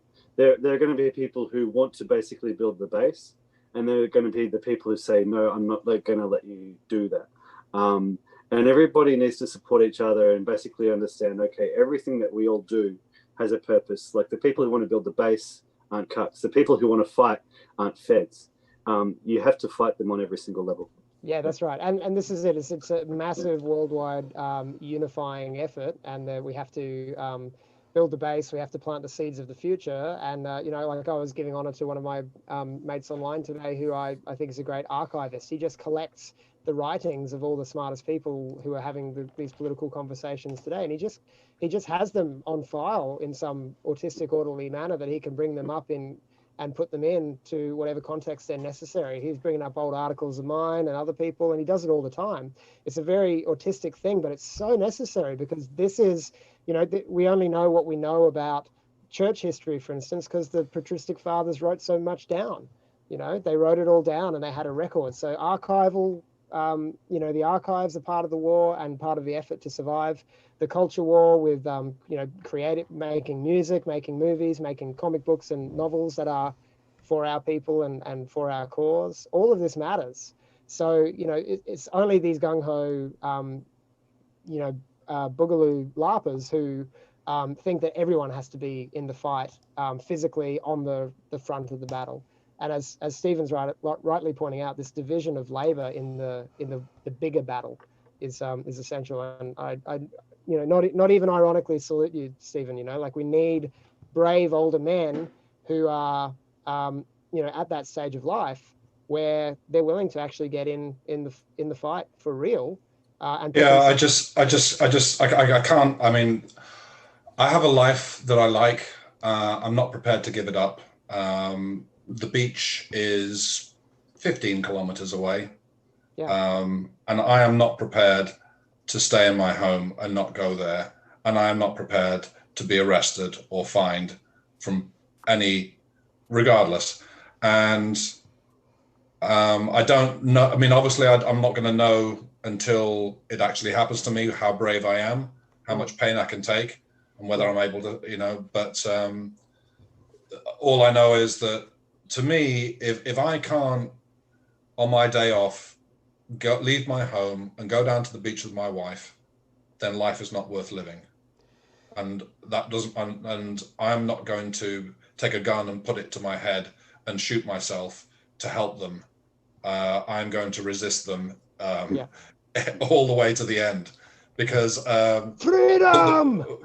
Yeah. You mean the point at which you start telling me that I can't leave my home without a mask, or I can't leave my home after a certain time at night, or I can't leave my home to visit my mum who is more than 6 kilometers away. What's the point? What is the point of following the law at that point? Yeah. What is the point? The beautiful thing is you're far from alone in that. Conviction and that passion and that willingness to take it on. And there's a lot of returned servicemen, who've been out and fought and injured themselves and watched friends die for this country, who are staunch, trained guys who are going to feel exactly the same way too. And when they get pissed off enough, which they will, because they will be neglected and berated, and they'll be told that the country that they fought for, I mean, they've already been told for a long time that the country that they fought for is a racist piece of shit country, right? So eventually the guys who, not the young propagandized woke military of today, but the guys who have been in the battlefield 10, 20, 30 years ago and are still in decent health, they're going to be a real problem for the governments as this tyranny grows. I've got this photo here. It was made by Topher Field of the Vicpol COVID arrests caught on camera. It has who is this police officer from this movie? It asks, "Are we the baddies?" There's Zoe being arrested. There's the arresting of that woman for not wearing a mask with the officer's hands around her neck, even though she had a medical exemption. There's the police officer pepper spraying the Muslims in Dandenong, and there's the police confronting a swimmer in. And he also had another... That looks like rape culture, that one. Yeah, he also had another meme, Topher. They take a knee to BLM protesters. The fat one on the far left there is Luke Cornelius, and a lot of people have been saying, well, he managed to get down on his knee, but handcuffed and arrested pregnant mothers in their own home for sharing Facebook posts about protest. Topher, he got a $1,652 penalty infringement notice for attending the Anzac Day gathering in Trafalgar in West Gippsland in Victoria. It's back probably when we were under stage 3 lockdown. On the fines that are being handed out and will certainly be handed out more and more, it's probably worth noting that you might want to just, because the laws are changing so rapidly, and I know they're just going to be really congested. The court system is going to be really congested trying to manage all of these fines that they're throwing out there. So, don't be in a rush to pay it, because you're going to want to consult with your local government officials and make sure that they're ready to receive your payment. So, maybe wait till they let you know that they're ready to actually receive it before you pay it. I'd just hold off. Don't want to actually upset the system. The system's quite fragile, so don't overburden it with too many upfront payments of fines. Just hold off, I'd say. Definitely pay it, but you just wait to the right time for the government. A lot of people actually already have paid their fines. Yeah, I think that's really unfair to the rest of them. That could break the system, just chill. Just on your comment about the returned servicemen, James.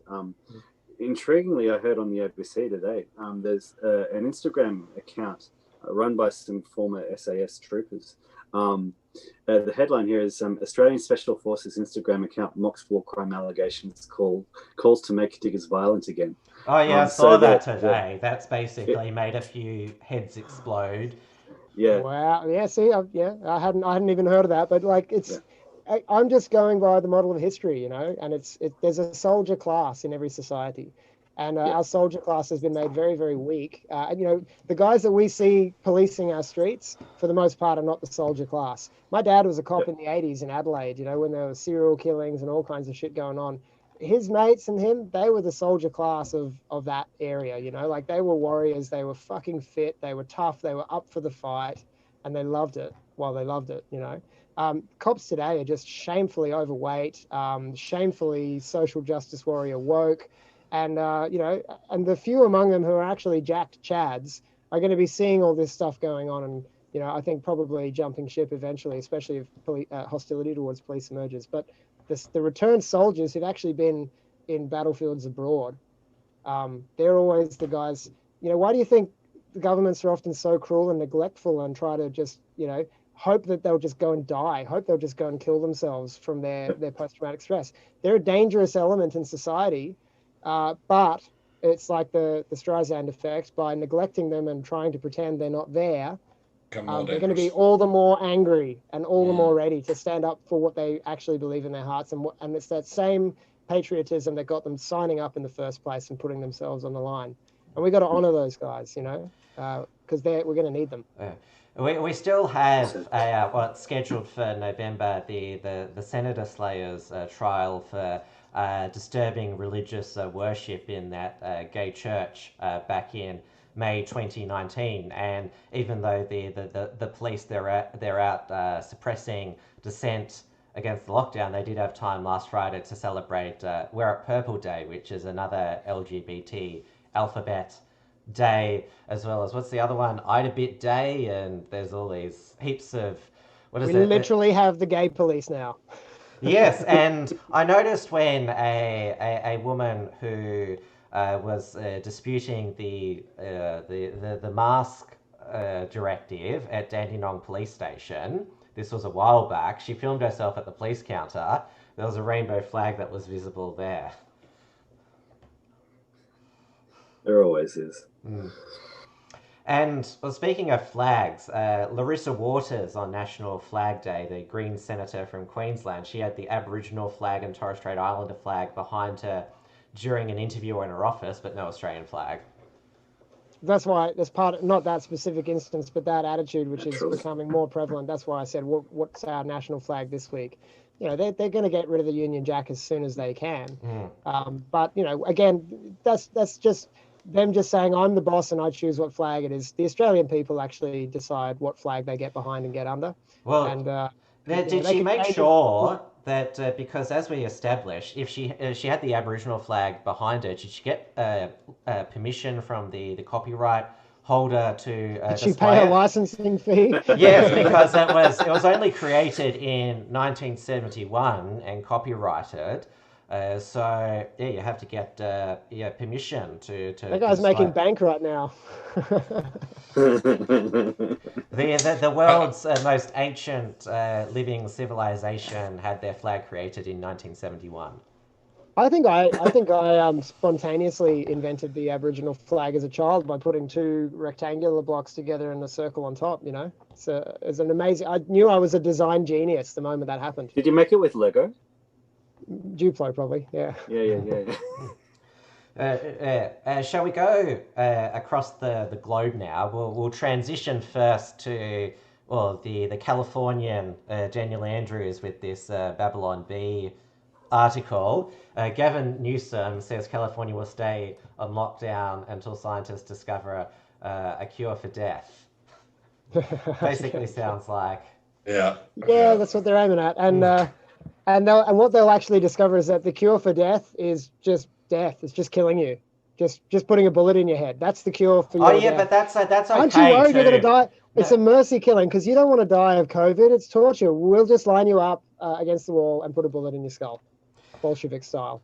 Because I know that the I Stand With Dan people, when the annual Victorian suicide statistics were released by the Coroner's Court, they said there's really been no change in suicides in Victoria. And they say, see, same amount of suicides as last year, basically dismissing all those people who'd taken their lives from suicide. And you're claiming that the same amount of suicides year after year is acceptable? Aren't it, like with the road toll, aren't we supposed to be reducing it? Like, don't we want less suicides each year? No, but the real agenda is they want more suicide, more abortion, and less breeding because the elites can see now, this is why they're scuffling the US empire with all of this infiltrative action and this street agitation.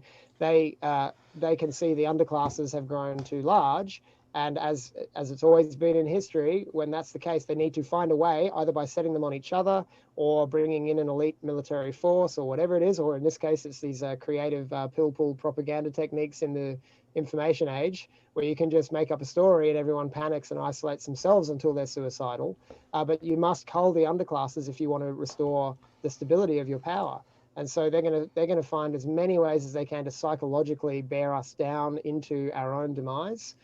They've already achieved it over the last 50 to 100 years in the way they've decimated the birth rates for white people. And it's going to then, that's not going to get any higher unless we have a glorious rediscovery of God. And then we're going to be killing ourselves or getting actually ill, physically unwell because we're not able to go out and get sunshine and exercise. So it is a genocidal program. It's just well, we're not allowed natural light for 23 hours a day here in Victoria. It said under the new stage 3 we'd be allowed out for 2 hours for exercise, a whole extra hour. Isn't that lovely? Aren't they generous?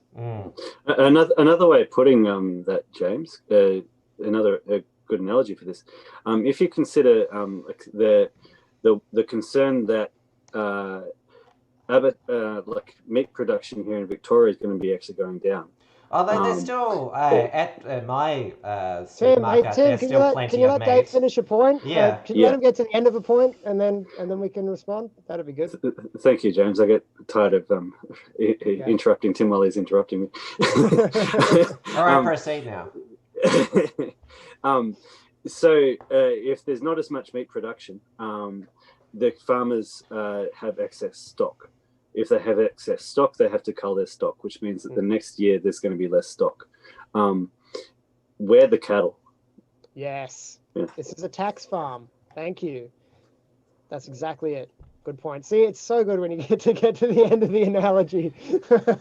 Well, I just wanted to make clear that even though there was all that panic buying when stage 4 was introduced and the reduction of abattoirs, there's still plenty of meat variety for sale. It's an analogy, Tim. It's an analogy from a principle. And well, yeah, the point is not actually about meat. We're the meat. We are we're the cattle, and we make money and power for the elites by. But on the actual state of food around the world, the thing is about food, meat or crops.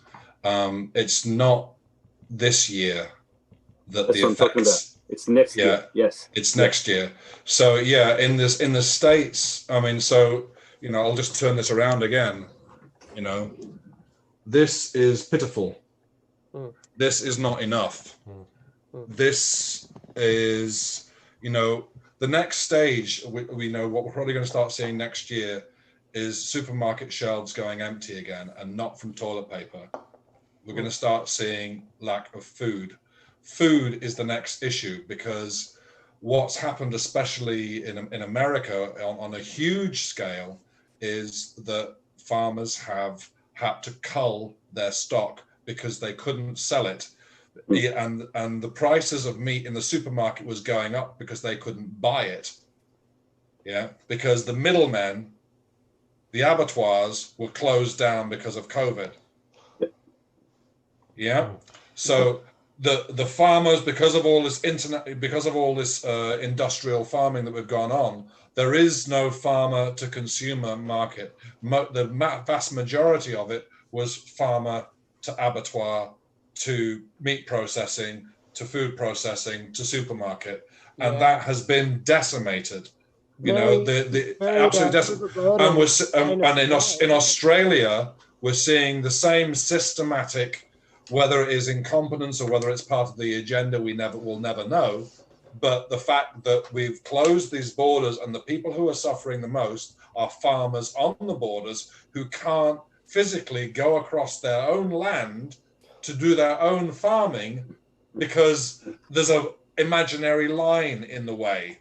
This doesn't end well because farmers, how do they cull their stock? And the whole thing about the economy crashing, the economy crashing isn't the problem. The Great Depression wasn't the problem of the economy crashing. The biggest problem in the Great Depression was the Dust Bowl. It was the food. Because at the end of the day, all economies are not based around money, although all these economists seem to think it is. It's not based around finances. It's based around food.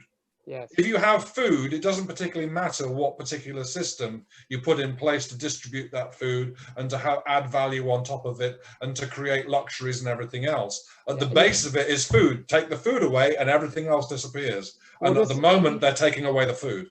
You look at the most visceral sense of this, and it's in wartime, and every general and student of war understands that unless there is a robust and stable food supply for the soldiers, they're going to leave the fight, or they're going to be too weak to fight. But before that even happens, they'll be out of there. If you can't feed your soldiers, they will not fight for you. And same goes for the people. if people start getting real hungry, and they're not already rounded up into starvation camps, which some of them may be by then, but when people start getting real hungry and they don't have the skills or the land or the freedom to feed themselves independently through their own labor, this is why I'm a huge advocate of homesteading right now, they're going to get really angry and they're going to go crazy and lash out, and there'll be revolution. A very fierce, very savage, animal-like revolution. The other thing that we're facing here in Australia, probably more than elsewhere in the world, is also energy poverty and fuel poverty. We don't have our own oil. We don't have our own oil refinery. We've got almost no reserves for the country. We can literally have no fuel within a week. The entire country can be without fuel. Yeah, that we can literally be without. And you know, if you look at all of the things that have happened in the last 20 years and what all of the greenies and lefties have pushed, you know, and all the globalists have pushed, it is, you know, to end our oil independence, whatever. No independence, and make us basically dependent upon superpowers for our existence, our very existence. Because you can't. Climate change was going to kill us last year. Yeah. And nobody's even talking about it anymore. And there's that climate change narrative that they were using to. Well, they're now the head of the World Health Organization has actually just come out about a week ago and said that, you know, the COVID lockdowns, we need to continue on with it because of climate change. And isn't it wonderful? Isn't it wonderful what we've done you know, we need to do more. What COVID has achieved. What COVID has achieved is it just shows you how when we all work together, we can transform the world and make a better place. Blah blah blah blah blah. It's the greatest psyop, the most successful global psyop of all time. This is a great satanic work happening because COVID has cured, or at least helped, global warming, which is still a dire threat. So we have to continue to give up our freedoms. It's also cured cancer and diabetes and the flu and car accidents. And car accidents, yeah, and premature birth deaths as well. I mean, there was the classic one of which went around the world. It was headline news: day-old baby dies of COVID. No, the mother came in with an early labor at 23 weeks, was diagnosed with COVID when she was in hospital, gave birth. And the premature baby died the next day, and the headlines went around the world: one day old baby dies of COVID. Liars. It's going to be a very interesting summer here in Victoria. We've dynamited one of our coal power plants. Everybody's going to be in lockdown in summer using their air conditioners, and we have not been doing the back burning for decades. So Victoria is in for a very nasty summer. That means another state of disaster, because flashback to last summer, the Black Summer, Daniel Andrews used the state of disaster powers under the Emergency Management Act, because we've got both the state of emergency and state of disaster now concurrently, and the state of disaster that allows police to enter premises without a warrant and have all sorts of, or not just the police, but any authorised officers by the Police and Emergency Services Minister, Lisa Neville. Yeah, you're authorised. You may be authorised to come into my home, but good luck. Good luck. Exactly. Stephen, can I just make it might be a disturbing but probable prediction? You've shown that food that you've got. What's the chance, if there are more food shortages, the governments will order people into your home to confiscate? To take it. Yeah, that food, like Stalin did with the kulaks with the Holodomor. Yeah, exactly. Yeah. Well, you know, I think when it comes to that stage, I won't be going to the supermarket to buy extra food. I'll be fortifying some base somewhere. I will be myself, going out and stealing it from other people myself. I mean, it'll be the return of the Viking raid. It will be every man for himself at that point, and could be fun. Never mind about my stores. Everybody else needs to worry about their stores and the fact that I'm looking at them. I'm the one who knocks. Yes. Now, we've talked about Dan Andrews' voters turning against him in Dandenong and Broadmeadows. Dave's leaving at the critical moment where I'm going to share Talk about race. XYZ article with the Antifa terrorists in Antifa turning on their mayor, Ted Wheeler, blasting fireworks outside his apartment building. And remember when he tried to join the protest against federal intervention in Portland, and he got heckled and booed. And he said about to the damage to my neighbours and staff that I want to express my sincere apologies for the damage to our home and the fear you're experiencing due to my position. It's unfair to all of you who have no role in politics or in my administration. All Portlanders deserve a safe and undisturbed place to call home. The police are taking your safety concerns seriously. Well, actually, they would like to take them seriously, but they're not going to be backed up, so they're just refusing to attend things in Portland. On Thursday at 5 p.m, I'll be meeting with resident staff and the police to discuss security going forward. I hope that many of you can be there to voice your concerns and we can address them. It's become clear that me living has made it unsafe and unwelcoming to other residents and their guests. The damage caused by the riot last night to our building and surrounding businesses just because I live here is unacceptable. As much as I've enjoyed living in our building and being your neighbour, it is best for me and everyone else's safety and peace that I move. I am actively looking for an alternative place to live. Again, I want to I love it that they made him move home. It's amazing. It's why I put the term golem in the headline here. These people, these Marxist traitorous leaders, they created Black Lives Matter. They created Antifa. They created the environment which has produced them. They have encouraged the narrative that is just pumped into kids' minds all the time, so that these kids are susceptible to joining these organisations. And now that they've turned on them, and it's just beautiful. I have absolutely no sympathy for them. I have absolutely no doubt that the people in Antifa and Black Lives Matter are going to go far further than what they've done against Ted Wheeler. Yeah. And I'm going to laugh the entire time. And it's why I shared the snippet of from the Dark Knight Rises, where they have those people's trials, where they basically just trial the upper class and they make them walk on thin ice. You know, it's going to be beautiful. Yeah, this is what a people's revolution looks like, and it's amazing that the elites don't have anything to do with it, because it always ends with killing of most of the elites. And down in Seattle, where Chaz Chop was, their police chief, a woman of colour, Carmen Best, has resigned, claiming the police cuts left her destined to fail. She's African-American colour. That's not a colour. It is a colour. Whoa. I said she's a person of colour. I'm just wondering which colour. Is she green? Is she she's a light black. Or medium black, I'd say. Medium black. long black with 1 teaspoon of honey. Do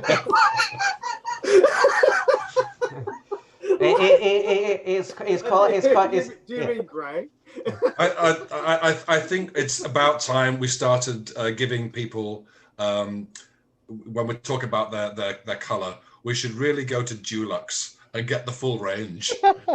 I'm just wondering. I want a hex code, like rainbow. Because they've got some wonderful names for colours in Dulux paints. I really think we should. I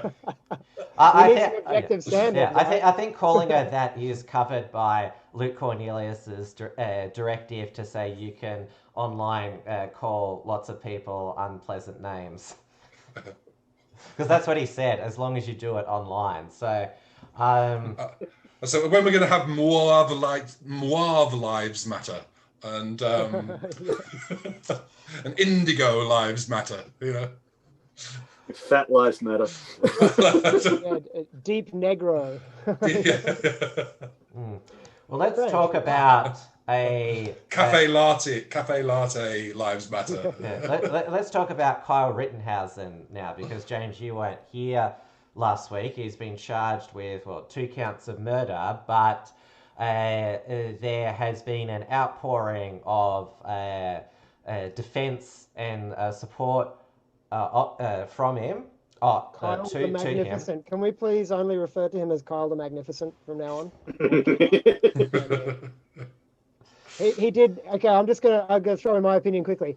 Kyle did nothing wrong. Kyle also did everything right, including slay a few demons. Yeah, he was merciful in the way that he killed that multiple convicted pedophile. Yes, that well-known pedophile. Raped little boys in every way imaginable. If you haven't read the information on it, read it. That man deserved a much slower and more painful death and more humiliating death than he got. He's being held up as some kind of hero by the left because that's the kind of savage devils that they are. But Kyle is an absolute saint, and he's a magnificent hero, and he is the best of America, and I look forward to seeing 1,000 more of him emerge in the next year. What makes me absolutely puke are the civnats on this. I've seen so many absolutely cucked commentary on Facebook about, we all agree he shouldn't have been there, and it was not right, and he was underage, and he was breaking the law, and he was out after curfew, but it was self-defense. I'm like, shut the fuck up. Even though he was a member of a militia, which is constitutionally protected under the Second Amendment. And he was there as a lifeguard saving lives, and he was there cleaning up graffiti off the street, and he was there as a paramedic helping the protesters on the other side of the battle. Yeah. Kyle is a magnificent young man, and I look forward to him shaking Donald Trump's hand in the White House and receiving a Medal of Valor of some kind. Do you know who also did cleaning? Hitler did cleaning as well. Look out. The point that both you, James and Stephen, are making, even if Kyle Rittenhouse had gone, had broken the law, gone halfway across America. He didn't go halfway across America. He went. No, but even if he had, he's a hero. You know, even if he'd broken 100 laws to do what he did. He's a hero. Absolutely hero. I was pointing out to some dipshit on Facebook that Australia, back in the day, which still had much more stringent laws on self-defense and owning a gun and all the rest of it, acquitted Chopper Reed for shooting a Turkish guy in the head. In self-defense, even though the guy was unarmed because he thought he might be. Well, this question is really going to come up in Australia very starkly, I think, in the next few years ahead of what constitutes justified self-defense. Because I think of the millions and millions and millions of people who just watched Zoe get arrested in her home, I reckon most of those people would agree that if her husband or boyfriend or whatever he was had felt he had the tactical advantage to retaliate physically and defend his family. That would have been that's an extreme. It's illegal. Do that in that situation. It's illegal and it's resisting arrest, and now they'll lock him up too. But most people will agree that he's morally justified to do it. Yeah, I absolutely do. That seems quite extreme. Very extreme to me. But you think so? I don't think so. I mean, there's a pregnant woman. She's home and take your shit and take your pregnant wife. Take your pregnant wife when she's about to go to the doctors, and you're worried about the safety of your child, and you're thinking that that arrest may endanger the life of my child. The actual arrest itself, it's a self-inflicted on Dan Andrews and Vic Pol, and this is the strategy that also Trump has taken with the lawlessness breaking out. He hasn't done much to say, look, just let these people run amok and let people see the consequences to see how things end up. It's fine until it's happening to you and your wife and your child. Yeah, exactly. It's all very well to say all of these things, but I couldn't do it. Yeah, I couldn't do it. When they're dragging Melania by her ankles out into Lincoln Memorial Park and trying to hang her from a tree, do you think Trump will just want to let things go? There's the natural reality of when you're being aggressed against, and it doesn't matter whether they say they have authority, whether they have actual authority or not. when somebody's coming for your wife.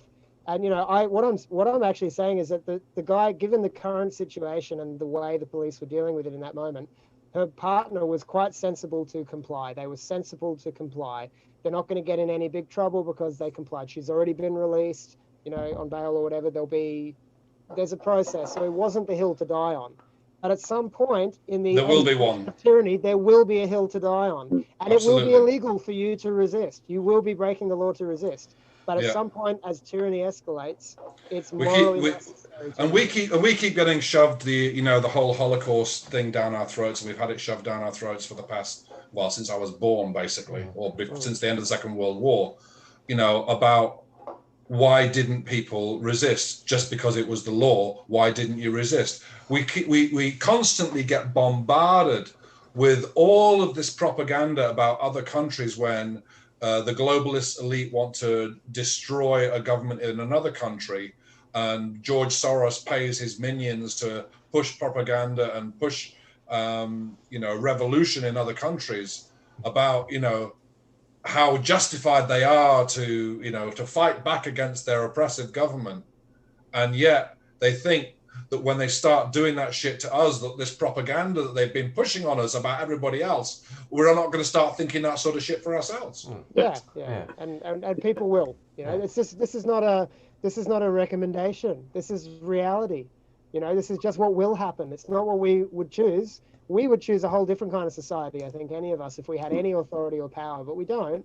So we can at least speak the truth about what is going to happen. And what is going to happen is people are going to get to their wits' end eventually, and there will be violent retaliation against the authorities. And it's only a matter of whether it happens. It's always only a matter of whether it happens at a time when the majority of people can go, actually, yeah, that was the right thing to do. The moment that the majority agrees, the first flashpoint becomes many flashpoints, and the war takes off like never before. So, unsurprisingly, Kyle's GoFundMe page was removed.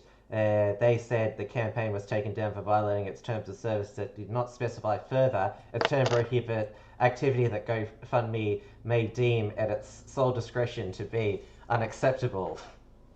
Yeah, so another converged, SJW riddle. If one of them had survived, then there would be a GoFundMe for him, and that would be celebrated in the media and publicised. There probably still is a GoFundMe. He's gone past it, in his state. Yeah, and Angelina Jolie will probably be, like leading the charge, or Madonna, or Tom Hanks, or whatever. They'll be. So this fightback.law website has been launched. By Kyle Rittenhouse's attorney, which is Lynn Wood, who, if that name sounds familiar, he was Nicholas Sandman's lawyer, who sued all the mainstream media outlets and celebrities over their manipulation of that footage when he was being racially abused by the Black Hebrew Israelites, and then he had that drum banged in his face by that alleged Vietnam War veteran, that Native American... Fake veteran. Nathan Phillips. So far, he's won Nicholas Sandman $500 million, $250 million from CNN, and $250 million from the Washington Post. It was a beautiful moment when CNN were paying him to speak at the RNC against CNN. Yeah. Just think about that for a minute. They were lining his pocket while he was saying what bastards they are. It was beautiful. I love the fact that because of that, he can afford to represent him pro bono. And I think Kyle Rittenhouse is probably going to get off because I love this chain of events. So Nick Sandman is very clearly, what's the word? Civ-nat pacifist Catholic, right? Well, we don't know how radical he might be deep down. So, in his rhetoric. I love this chain of events. So Nicholas Sandman is vilified and what's the word? He's libeled basically by the media. Yeah. He gets hundreds of millions of dollars from the media. So now this lawyer who helped him get this hundreds of millions of dollars can represent Kyle Rittenhouse pro bono. Mm-hmm. He will get him off because he's got millions and millions of dollars. And he's a good And lawyer it's a and clear, knows how to it's run very clear. Yes, Like, and I mean, so any yes, judge yes. who deems this as a murder of any judge who doesn't throw it out basically is going to be an enemy of the people and is they'll- likely to get lynched. That's what I mean. What I want to see next, what I want to see happen next, I want to see him represent James Fields and get him out of prison, because James Fields is the guy who was driving that car in Charlottesville and has got accused of killing Heather Heyer. He did not actually hit Heather Heyer. She was a fatty. He died of a heart attack. He was fleeing for his life from Antifa who had guns. Yeah. He thought they were going to kill him, and was he too- has he been was too victimized. soon. He's been soon made. for the people to be ready for that Yeah. truth. Yeah. Oh, I would love to see him go after that. That'd be a massive red pill. Absolutely. Another thing that's another flashpoint that another person people who are going to get off and who are not going to be convicted are the police officers in the George Floyd case. No, because he died of coronavirus. Well, if it wasn't a incident of racist police brutality, then he would have been counted as a coronavirus death. Yeah, but he's died of fentanyl overdose. So and he's clearly off his chops. He's off his chops, and there are no wounds to his neck or airwaves in the report. So they're going to get off, and because they've been over. First of all, they've been even if there was misconduct there, they'd been overcharged, but they've just basically followed procedure in a case like that. So they're going to get that. Such a major flashpoint because he's become their messiah. He's become Well, this is it. Take that away. They're going to burn down courthouses. I think it's deliberate because the whole area is a Democrat-run area. They deliberately threw the police officers under the bus. They've deliberately stoked that thing to make a riot, and they must have known. The prosecutor must have known. The politicians must have known that no way ever were the police going to get convicted of murder, and so they must know, in my mind, or they're just really that stupid. But it seemed, I never really know. I don't know whether they are such a conspiracy, or whether these politicians really are that stupid. But So there is definitely going to be a riot. There is the scientific way. Stupid or malevolent? Let's see. Okay, science says it's malevolent. I still believe that governments are more stupid than conspiratorial. They're not smart enough to pull off a conspiracy. But what about their advisors? What about their advisors? What about the worm tongues? We'll finish off before we get to the super chats with Nancy Pelosi was busted having an unlawful haircut without a mask, and this was her response. I'll play it for the audience. I take responsibility for trusting the word of a neighborhood salon that I've been to over the years many times, and that when they said, well, we're able to accommodate people one person at a time, and that we can set up that time, I trusted that. As it turns out, it was a setup. So I take responsibility for falling for a setup. And that's all I'm going to say on that. Anything else? That's what you call a citizen sting. You can put a nice hair. Sorry, mate. Jay, you go. Yeah, you can put a nice haircut in a pig. It's still a pig. Well, I saw a great tweet about this which just said this is an 80-year-old woman having a national cat fight with her hair lady. She's second in the line of succession for the presidency. Think about that. Oh God, yeah. The one reason you can really know that COVID is a scam is because Nancy Pelosi hasn't died yet. Yeah. Well, she's probably on some sort of what would you call them? Hydroxychloroquine, probably. No, it's the other hydro. Adrenochrome. Yeah, that one. Oh, yeah. He's drinking the baby blood. The baby blood. Yeah, sorry. Yeah. Yeah. All right. Well, we'll go to these super chats now on in Entropy. There seems to be the super chats. There's a conversation taking place between two of our most regular viewers, Peter Grace and Anxious Aussie. So the first one from Peter Grace for $3, Anxious Aussie. Can I wear your underwear? And she says for $3, oh Peter, you make me so wet, you sexy pissing cat. Oh wait, please wear my underwear. Is it maybe possible we could just revoke the policy of reading out anything that people pay us to read out? It feels like prostitution. Maybe we should. Maybe we should just read out the things that are actually relevant and. Well, that's why I kept these till the end, because we're just finishing off. So you only whore yourself at the end of the show, Tim, right? Yeah, this is the big send off. All right.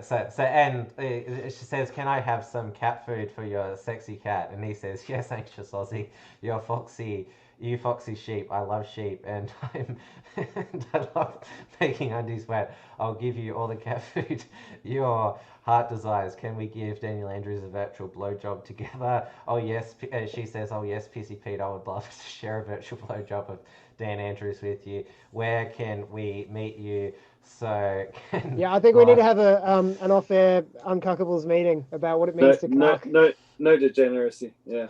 Yeah, I think we need to have a conversation. No degeneracy.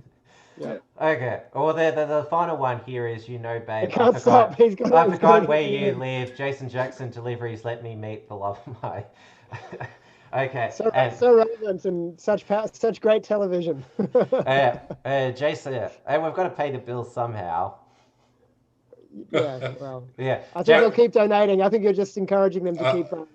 You know they've increased. What is just it? Make sure you finish with the money.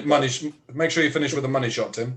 Okay, Jason Jackson says for $3 you can find Bispans at the North Richmond Heroin Injecting Centre. Just be careful of the needles. Well, yes, because you're definitely not allowed to go into the city this Saturday to protest. You shouldn't go at all because Luke Cornelius and his police will be there to arrest and find you. But you are allowed to go to the North Richmond Heroin Injecting Centre, even at 8:30 p.m. at night after curfew, because injecting heroin at that injecting centre is seeking medical care, even though last time I checked in Victoria, heroin use, possession, buying, selling is illegal.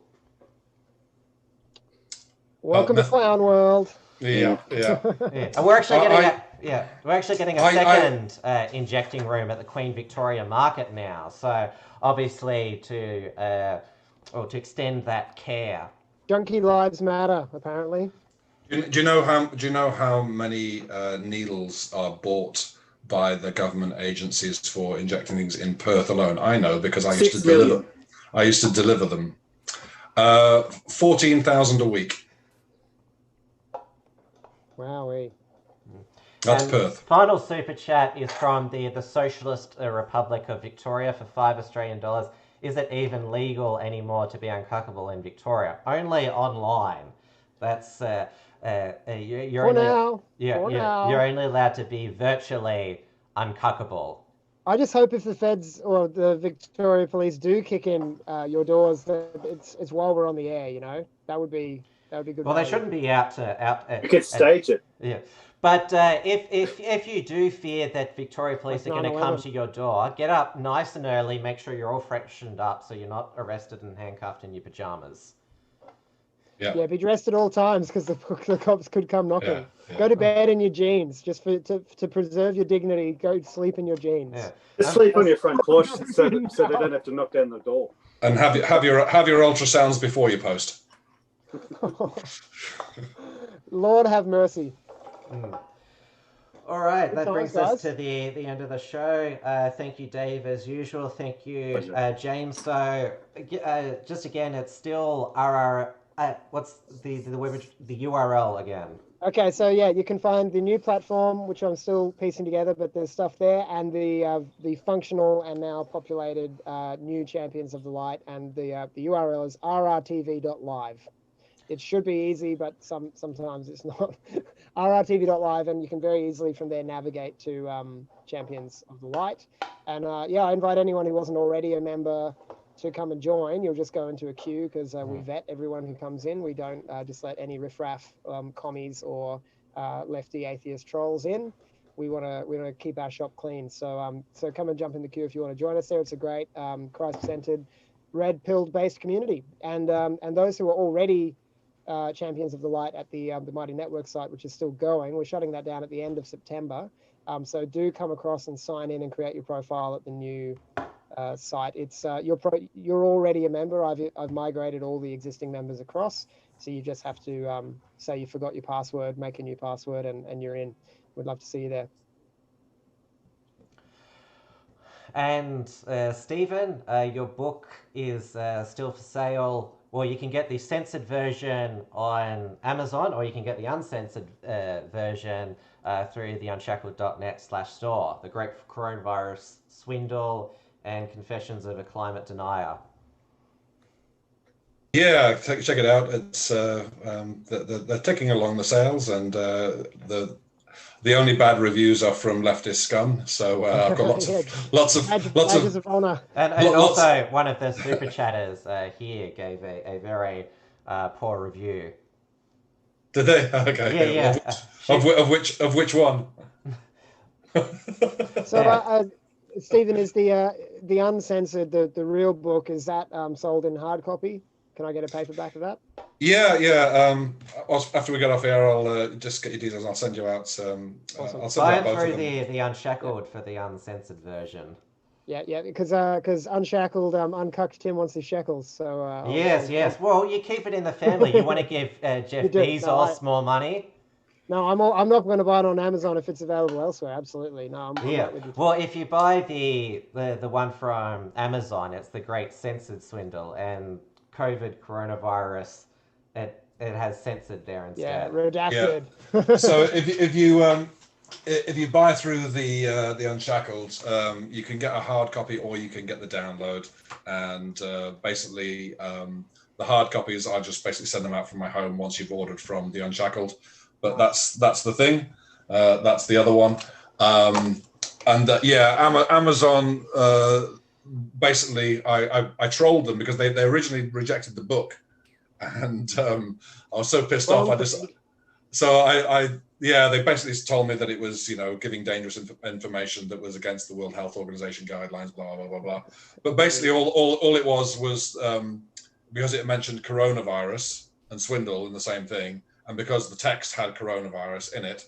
So all I did was I changed the word coronavirus on the front page and on the back page and on basically every single word. Every time it popped up in the text, I just changed it to censored, and then I resubmitted it, and the bots didn't pick it up. So I've actually sold quite a few copies on Amazon of the Great Censored Swindle, which is quite great. funny. It's good fun. Yeah. I like that. And are you super rich from it, as Anxious Aussie as alleged? You're making so much money from, because we know that publishing. How else did he pay for all those bags of flour? Yeah. Well, I actually was forced to go back to work again, which is really annoying. So I'm working 10-hour days now as a delivery driver to pay the bills, and I've got a whole bookshelf full of unsold books because you've got to buy a certain amount of books to get them printed at all. And I'm not really a apart from when I'm on this show, I do bugger all to actually sell it because I just can't be stuffed. I'll get you on the James Fox Higgins show for an interview about it after I've read it, so you can take one off the pile, and I'll and once you've read it, give it a good review on the Give it a good review. Yeah. I know it'll be good, Stephen, because I've had enough contact with you to know you're an honest man, and you I look forward to it. Cool. Dave, XYZ is, well, it's news, but that also includes satire, which is yet to become news. Exactly. We predict the news. And my prediction for tomorrow morning is I'm going to try to cram as many fat jokes into one headline about Victoria's Police Commissioner. He says it. I'm going to take him for everything it's worth. Yep. Well, we'll see if he makes another appearance tomorrow. How could you miss him? Fills the screen. Oh yeah, yeah. They got to go the wide angle on him. I hear he moonlights as a barn door.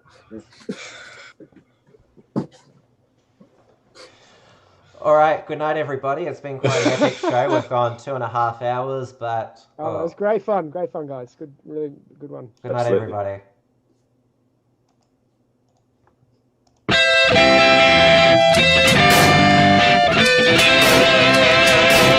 The Uncuckables.